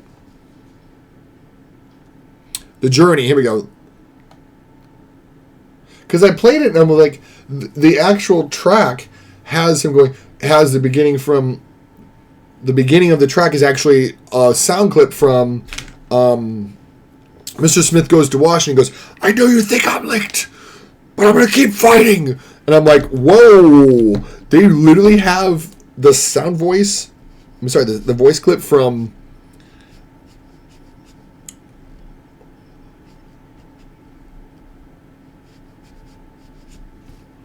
I can't even skip it. I tried.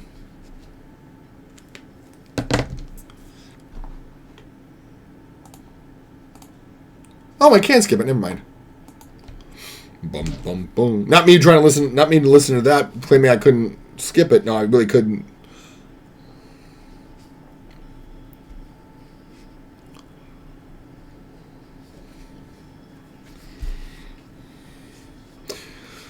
Boom. So this is the instrumental track. Like, yeah, 1, 2, we're gonna do this. 5, we're gonna do this. You know, like that. And I'm like, oh, okay. And like I said, the opening salvo of it is Jimmy Stewart from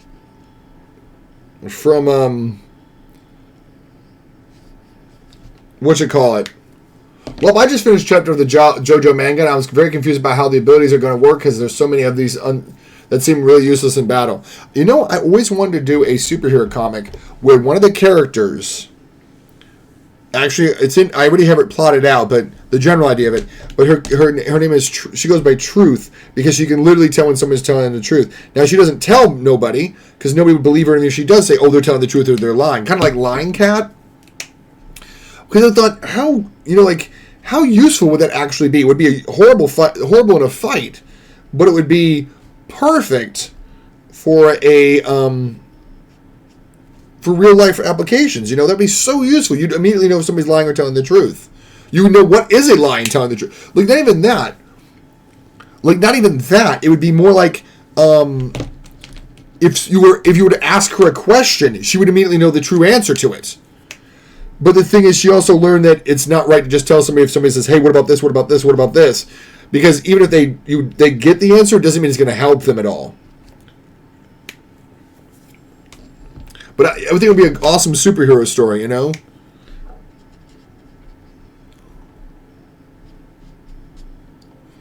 Because I thought, like, it occurred to me one time, like, why does Wolverine's super healing mean, oh, I'm going to be a superhero? You know, it's like, why is that? Or, like Cyclops. Oh, I can see things with my... Bagleg, welcome on in! We were just pontificating about why superheroes automatically go into superhero work if they've got a superpower. Like, what what indicates that you're going to be a superhero because you can shoot laser beams out of your eyes? Why aren't you a welder? But welcome on in, Pegleg. Let's give a shout out to this gentleman right here. Pegleg, but by the way, thank you. Welcome on in, readers. My name is Jason. I do art, Copic typically. This is a dog. It's upside down. Sometimes I game when I don't feel like arting or I don't have anything to art, but I've been trying to get back into art more, taking on some commissions, and I'm very happy with how this one's turning out. We did a chunk of this tonight and some refinement of this over here as well, and some of the refinement in here.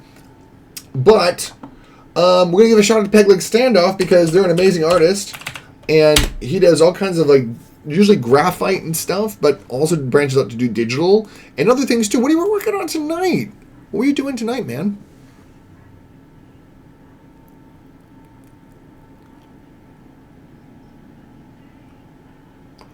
Video placing, I can't skip it.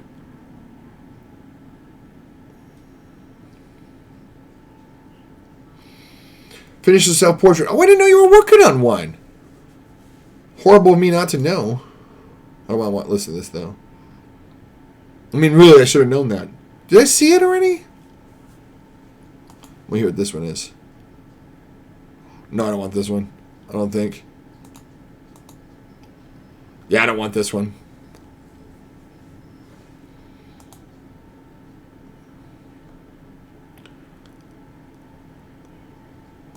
I want to listen to this one, I think.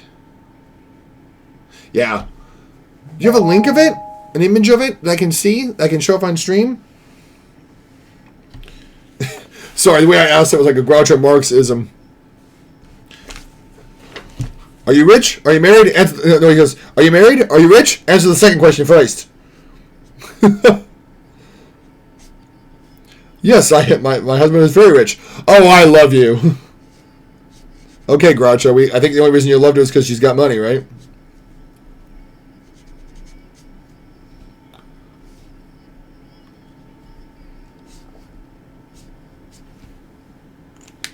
Darling, what I'm trying to say is I love you. I'm certain you saw it. Sure, let me photograph it. I'll say, okay, yeah, please do. And if you don't mind, can I share it on stream? You owe me tax, man.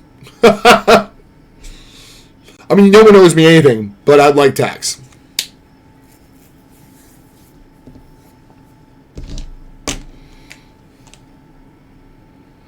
Boom, boom, boom, boom, boom, boom, boom, boom, boom, boom. Because we like, again, I've talked about this before, and you know this, Pegleg, because we're friends. We don't, this isn't just, Jason streams and he makes art, and this is all it is. It's Jason, he lives in a self-contained world, and it's all about him.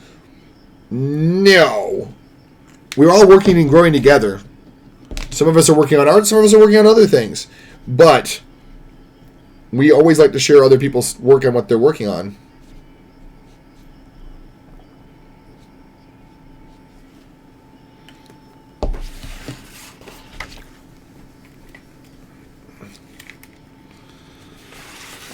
I probably haven't. My brain hasn't processed that I've seen it. I'll be like, oh yeah, I've seen that, and I'll be like, yeah, duh, I've seen that, duh. As Sarah Silverman said, as Vanellope von Schweetz, duh. Possibly my first or second favorite role from her. Rain Robinson comes a close second or first. She's darn good on Voyager as Rain Robinson. Before she was really well known as Sarah Silverman.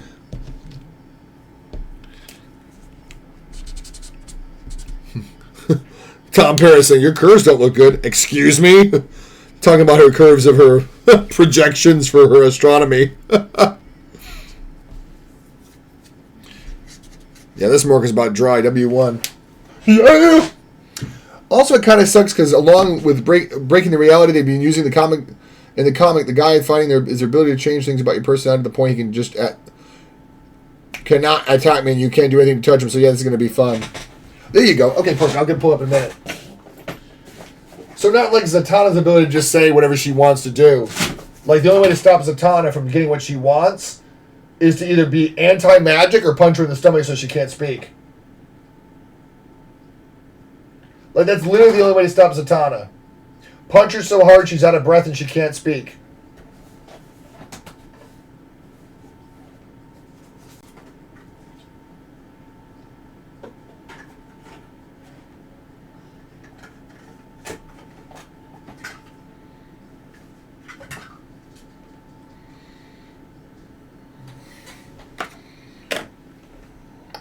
We already heard this, but I like this song.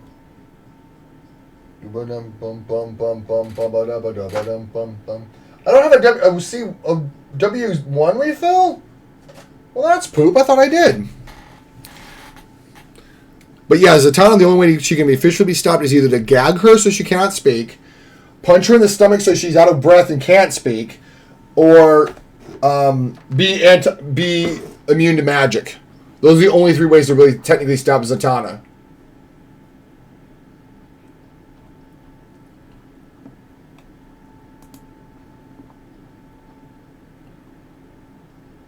Ooh, I'll have to look at all these. I got a whole bunch of notes from somebody. You put it in my Discord or yours? Not mine, because I don't have an update. Maybe I did and I just didn't see it. Bum bum bum bum bum bum bum bum bum bum bum bum. Am I still in her Discord? No, it's bum bum bum bum bum bum bum bum bum bum bum. No, it's okay. I'll look. Sometimes it doesn't always. Oh yeah, there. Share your art. It's great. It's whited. Perfect. Oh, I got really hard at that. No, I didn't. Oh, I think I've seen this. Part of it looks familiar. I think I saw it when I rated you last time. Maybe that's what it is. It's possible.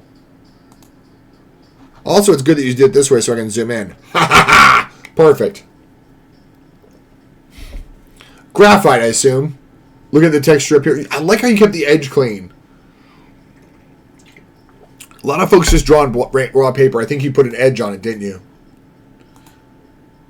Yeah, you put an edge on it. Scuffed a little under. That's fine. Yeah, it's been my main for 3 months.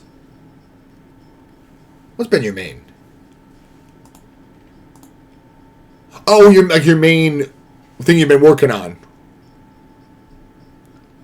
I'm poking around at it. You're trying to kill it. Dated 24, love it. I never date anything. Oh, that's interesting. Is that an eyeball? Like, I'm reading it as an eyeball. Maybe it's a screw. I just realized this might be a screw of something. I'm like, is it an eyeball? When there's eyeballs there. But look at the deconstructed skeleton over here. I'm trying to zoom in just enough, but it won't let me. And also, I love how you break down. It's like, what even are teeth? What even is beard? And you mimic the roots of the teeth to go into the beard. I don't want to listen to this right now. Hold on. Make sure you're connected. I don't want to listen to that one right now. This one was pretty good. Let me listen to this one. Let's go back. It's a headset. The audio check. I'm like, it's an eyeball. Not me reading too much into it. See, I don't mean this bad, but with you, it's hard to tell what's reality and what is the surreal. You know what I mean? Like, I'm like it. Well, come on now. Thank you. Like, you can't sometimes tell where reality ends and fantasy begins. You know what I mean? Like, again, classic example. The hair melting into the teeth. The teeth reference the bones of the teeth over here.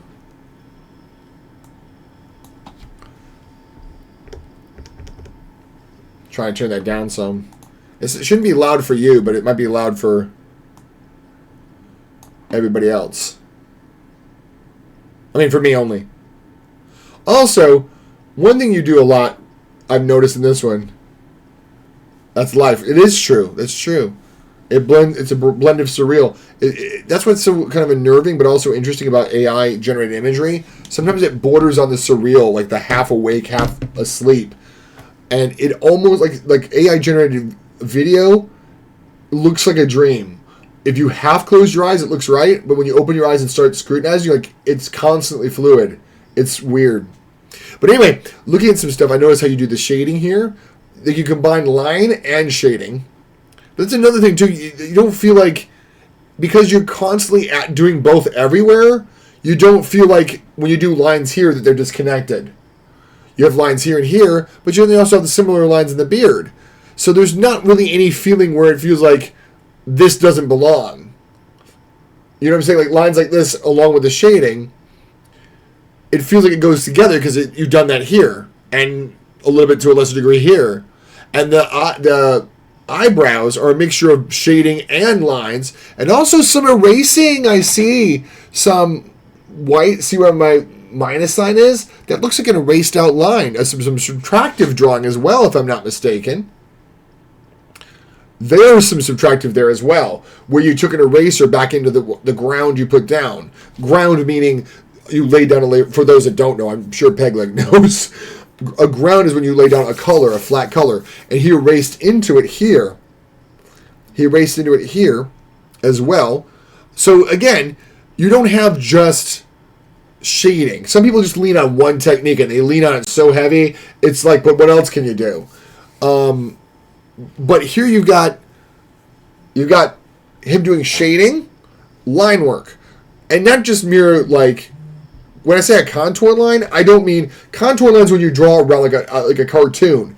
Contour lines in art are lines that describe the contour of the object. For example, you got some of those here describing the straight down of this, but these here curve to indicate the curve of that bone right there. You see how they're curved to follow the shape of that? And even though they're wobbly, you can tell what they're forming. It gives it 3D depth. So it gives it. It's not some like barber pole where it's all uniform. It describes the gnarly texture of it while also describing the curvature. There's similar lines like here and here too. Notice he's not doing straight lines. These are lines that are curving with the particular form. Curved linear form, I guess is the right word. But again, it's not straight lines. Some people get lazy and they just draw straight lines. Oh, I need a shade. Zoop, zoop, zoop, zoop. Not the case here. The shading, if it's lines, shows the indication of the shape underneath. So you get a wonderful description of what's going on. Oh, here's some erasing here too, I think. It almost takes on a watercolory effect here. Because it's almost like a wash. But I bet this wasn't a wash. There is water-soluble graphite, though. But I'll bet this wasn't a wash. But it reads almost like a wash that you scraped into. Which is beautiful. Because you don't have just, oh, I can draw and shade. You also have, oh, I can shade, but I can also do line work. But I can also do negative drawing. Which is just, It's one of those things that's like a showcase of everything you can do with a pencil. Literally, I can't think of anything else you can do with a pencil that you haven't done here. Except maybe take sandpaper to it. But that's just a different version of negative, which you did there. So, I mean, again, you're doing what you want to do. Instead of just sitting there drawing, you're doing techniques that fit what you want to do. And the thing is, not one of the techniques looks out of place. Sometimes people apply techniques unevenly. You have a blotch of line art, and then you have a blotch of shading, and it's just so jumbled together. And it's not because they intended to do that. It's because they just didn't know how to make it meld together. And then you get something like this where everything is melded together beautifully. Guys, you need to follow Pegleg. Let me go ahead. I can pontificate more and more on this, but I don't think I will. I'm gonna get off my thing here. I'm gonna go ahead and link your Instagram in there too.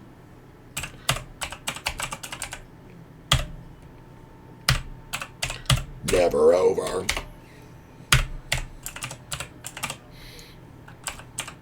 If you've got your link, you can share it, but I'm going to get to it probably faster. Why is there only 2 things on there again? Did you delete everything again? Why? Why did you do that? Don't do that! Why did you do that? Don't do that!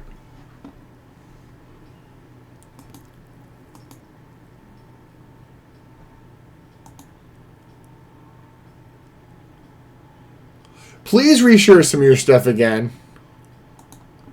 Why don't purge stuff, man? Why? I mean, I'll still share it. You have nothing to be ashamed about with anything you've done. Now, I understand if you want to like reorder stuff, I get that too. Don't do that. I need to refer people to stuff, and I can't refer them if I'm like, here's my friend Pegleg, and oh, there's nothing on there but a blank page. Don't feel guilty about it. But at the same time, don't do it. If you feel the urge to purge, call me. Not call me, but, text me. And repost some of the stuff, man. Even if you don't like some of the pieces you've done, post the ones you do like, and don't tell me you don't like some of the pieces you've done. We all don't like the pieces we're doing. But you know what I mean, like...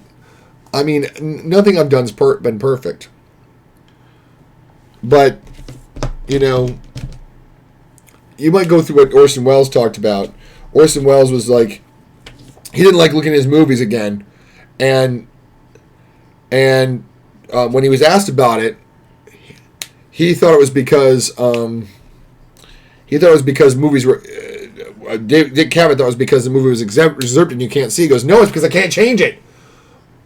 Orson Welles said, he said, I hate looking at my old films because I see the bits that I could have changed and the mistakes I made. It's amazing to think of a filmmaker like Orson Welles saying, man, I can't watch my old films because it reminds me of the mistakes I made. I want to remember them I want to remember them fondly as though there was no mistakes. I want to remember them the day I made them rather than going back and go, oh, man, I shouldn't have done that. Oh, I shouldn't have done that. Oh, that was a mistake. Yeah, I will be your sponsor. I will be your sponsor. If you feel the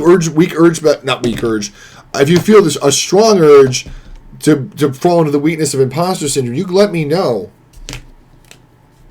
Wild child. For real, though. That's not a... Heck, I'll even give you my IRL phone number. I don't even care. I don't give up my phone number. I'll give it to you, you know. I don't want you to fall prey to that, man. You're too damn good at what you do. Too good to be falling into that prey of that lie. You really do. Not need to be falling into it, I mean. But I'll be your sponsor, 100%. 100%, let's go! No, I'm just kidding. I say that ironically because that's what everybody on Twitch says. Let's go, or 100%. I'm not even kidding. Like, this isn't something I'm saying because I'm live. You know what I mean? It's like, oh, he gets viewers by saying stuff like that. No. I'm serious.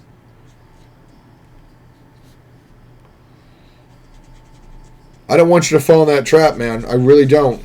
I fall into that trap often enough, but I've gotten to be so... My give a damn's busted so much I don't fall into it very often. I'm like, oh, it sucks. I'm like, I don't give a damn anymore. If it sucks and gets no people watching it, I go through bouts of it. I'm not going to lie. I do. But now I'm just like, screw it. I don't care if nobody likes my stuff.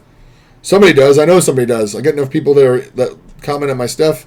Well, not comment, but enough people that talk about me that like, oh man, you're amazing. You do good stuff. I'm like, okay, I know I do good stuff. I'm not going to fall into the lie. Like, it's not even boastful. It's not even boastful that I say that. It's more of a, if I say I know I'm good, I don't think I'm great. I got a lot of growth to do. But I say that in the sense that I'm not going to let that lying monster, we're up to 10, we're almost 11, that lying bastard, excuse my French, that says in your ear, I'm not good enough, I suck. Like, to that lie, I will literally say what I just did, which is, I'm good. I swear I have a W1. Like, I won't give up looking for it, because I swear to God I have it, but I know I don't want to swear a lie, but I thought I had it. I should say I swear to God that I thought I had it. That's true. That's not me swearing an oath that it's a lie. But, I mean, if God had asked me, if God had descended from heaven and said, do you have that color as a refill, I would say yes. I would, just like Principal Skinner, I would look at everybody and say, yes. Roy Borealis, at this part of the country, at this time of the year, localized only in your kitchen. Yes. Can I look? No. Oh, what was it? What was it? Steamed hams? Steamed hams. Aurora Borealis. Localized only in your kitchen. In this part of the country. At this time of the year. Yes. Steamed hams. I thought you said steamed clams. You know, I had thought about doing that as a redeem. Doing the entire steamed hams bit. Yes. Well, I'm here, Seymour, in spite of your directions. I had thought about it. I don't know how popular it would be. I don't know if it would be annoying for me to do the whole steamed hams bit. But I had considered it. Yes. I love the way he just, like, pauses. When he's like, localized in your kitchen. Yes.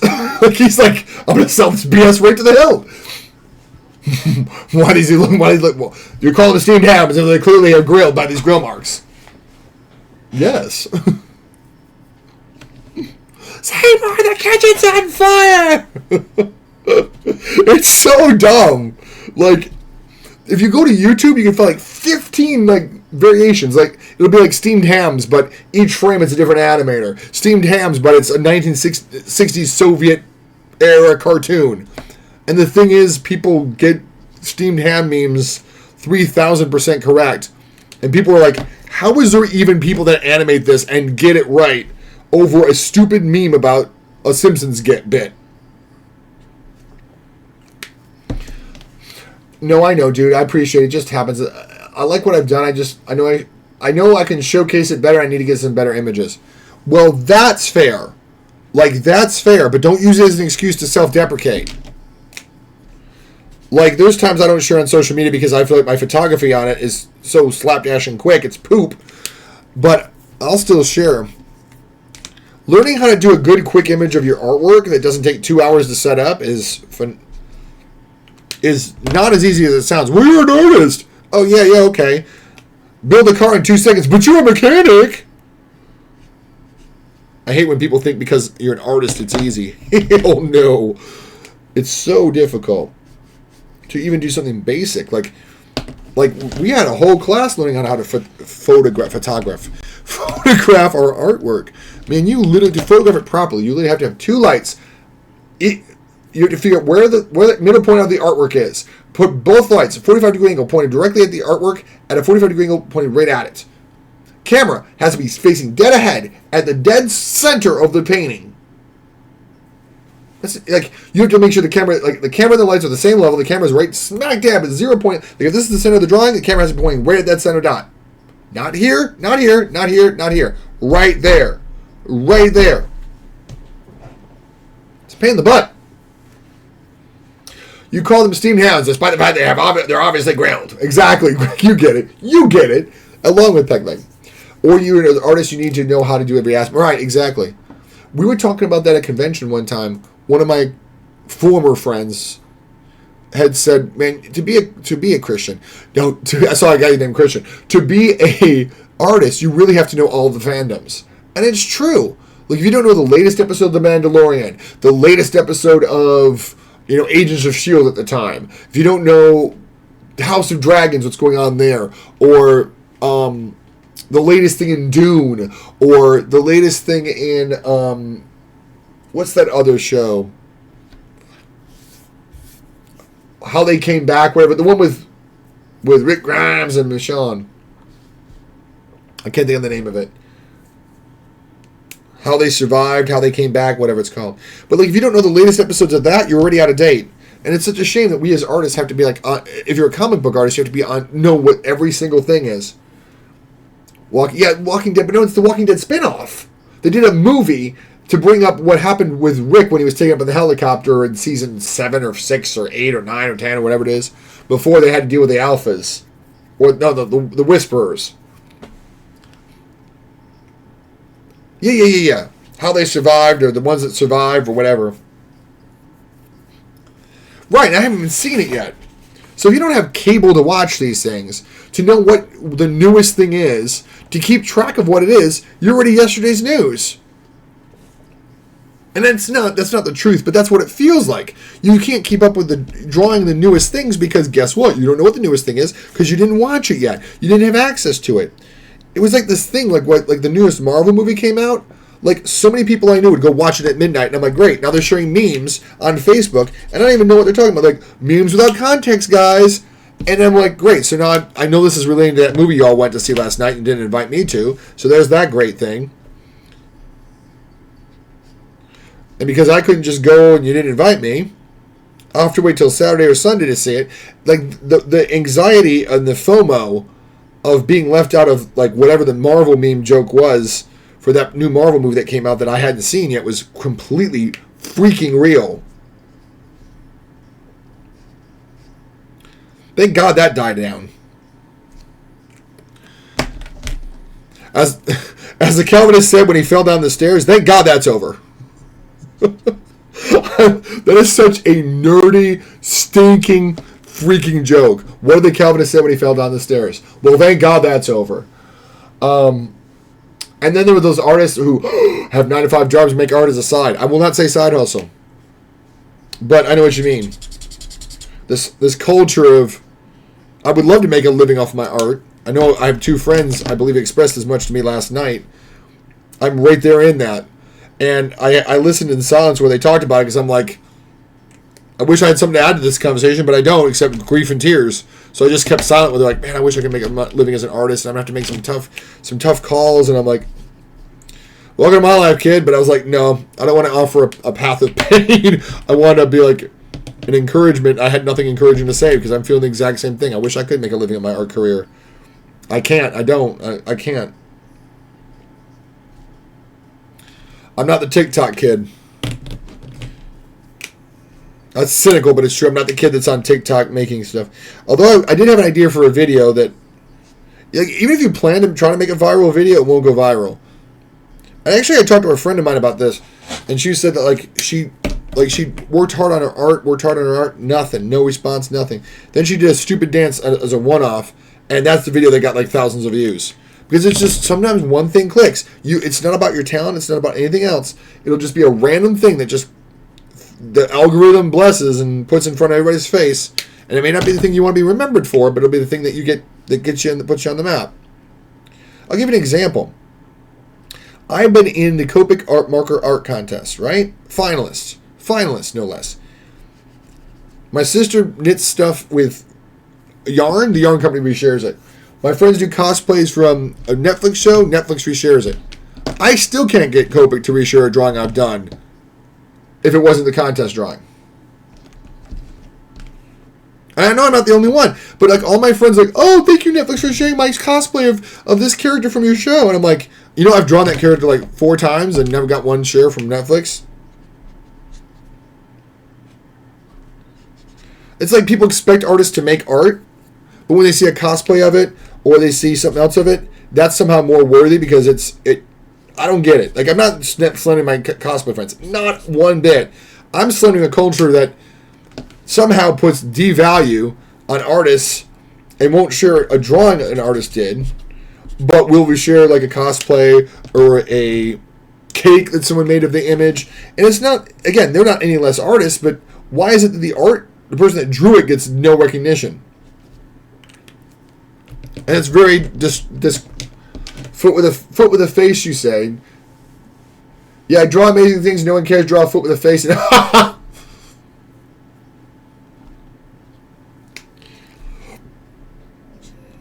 I love it when somebody shared a meme that says, "Man, rent keeps going up, and you say I should do what with my feet?" And I'm like, it was something like that where it was like, man. All these girls online trying to make money with their side hustles. My rent keeps going up, and I'm like, you want me to do what with my feet? And I'm like, ugh. I ain't gonna lie. It's like,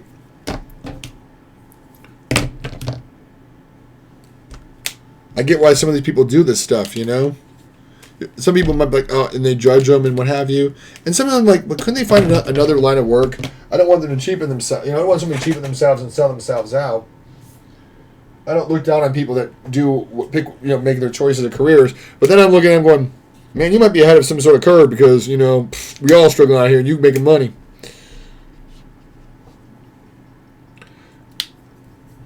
I couldn't bring myself to, well, you know what I'm saying. No one wants to see my feet. My feet are weird and chonky. Foot with a face, you said. Honestly, do it. I would kill to see that. I couldn't bring myself to do it. Yeah. I'm trying to find the color I'm looking for. I think it's over here. Is it this one?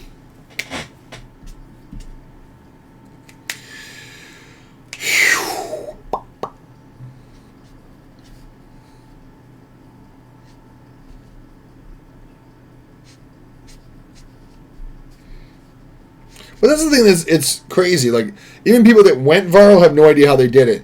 But then, like, all my friends were like, oh, Netflix shared our cosplays of this. And then it was like, one was a group that did of Glow.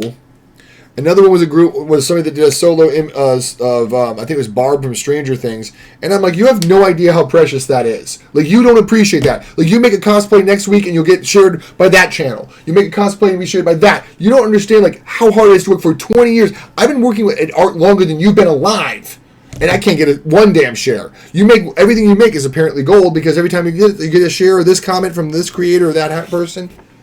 And it's like, you don't truly understand how valuable that is or how precious that is. And I don't think I'm like, you don't understand 20 years of frustration. You really don't get that. You know?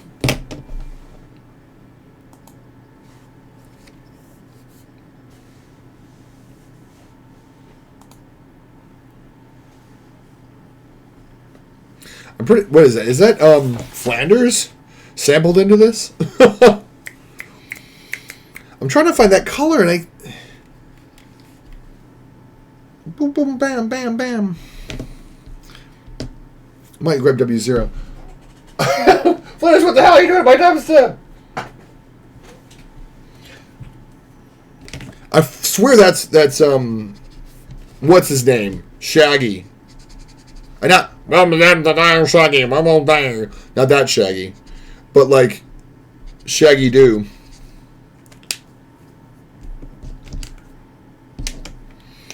I'm tired, guys.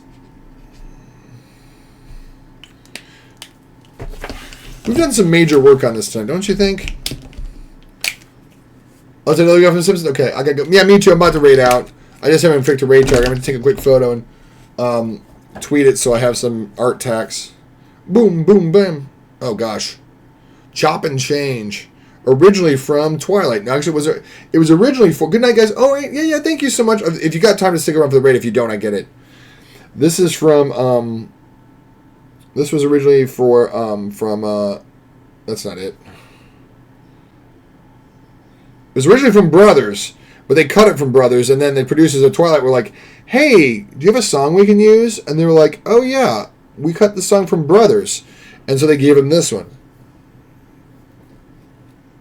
And my finger got it. Damn it!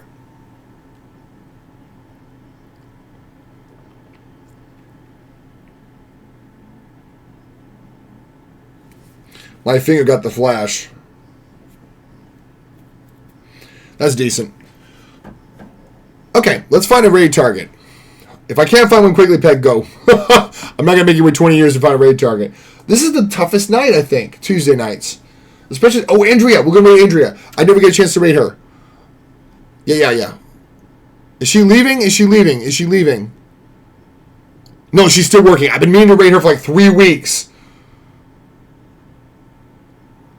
I got to work quickly. Video producer, channel, video producer, creator dashboard. I got to get quickly because she's been on for 9 hours and she may not be on for much longer. You know, there's a list of people that you want to raid, and you got people you always raid because they're your friends, and you're going to always do that. No! Snooze that, because we're about to raid out. We're going to snooze that ad for 5 minutes. Hopefully we got enough people and she doesn't have hate raids off. You were one of the people on my list to raid tonight, but I think I already raided you recently, so I'm like, I try not to raid too many people at the same times in a row. I'll try to introduce you to new people. So hopefully if you don't know this person already, you will hopefully be a new introduction. Anyway, guys, I'll be back Thursday to continue working on this. So Thursday night at 8, more Copic. We got a lot done. Love you guys. Thank you for the raid, Peg Leg. Thank you for everybody for coming by. I will see you soon. Well, about a week. Well, not about a week. I'm sorry, about 2 days. Bye.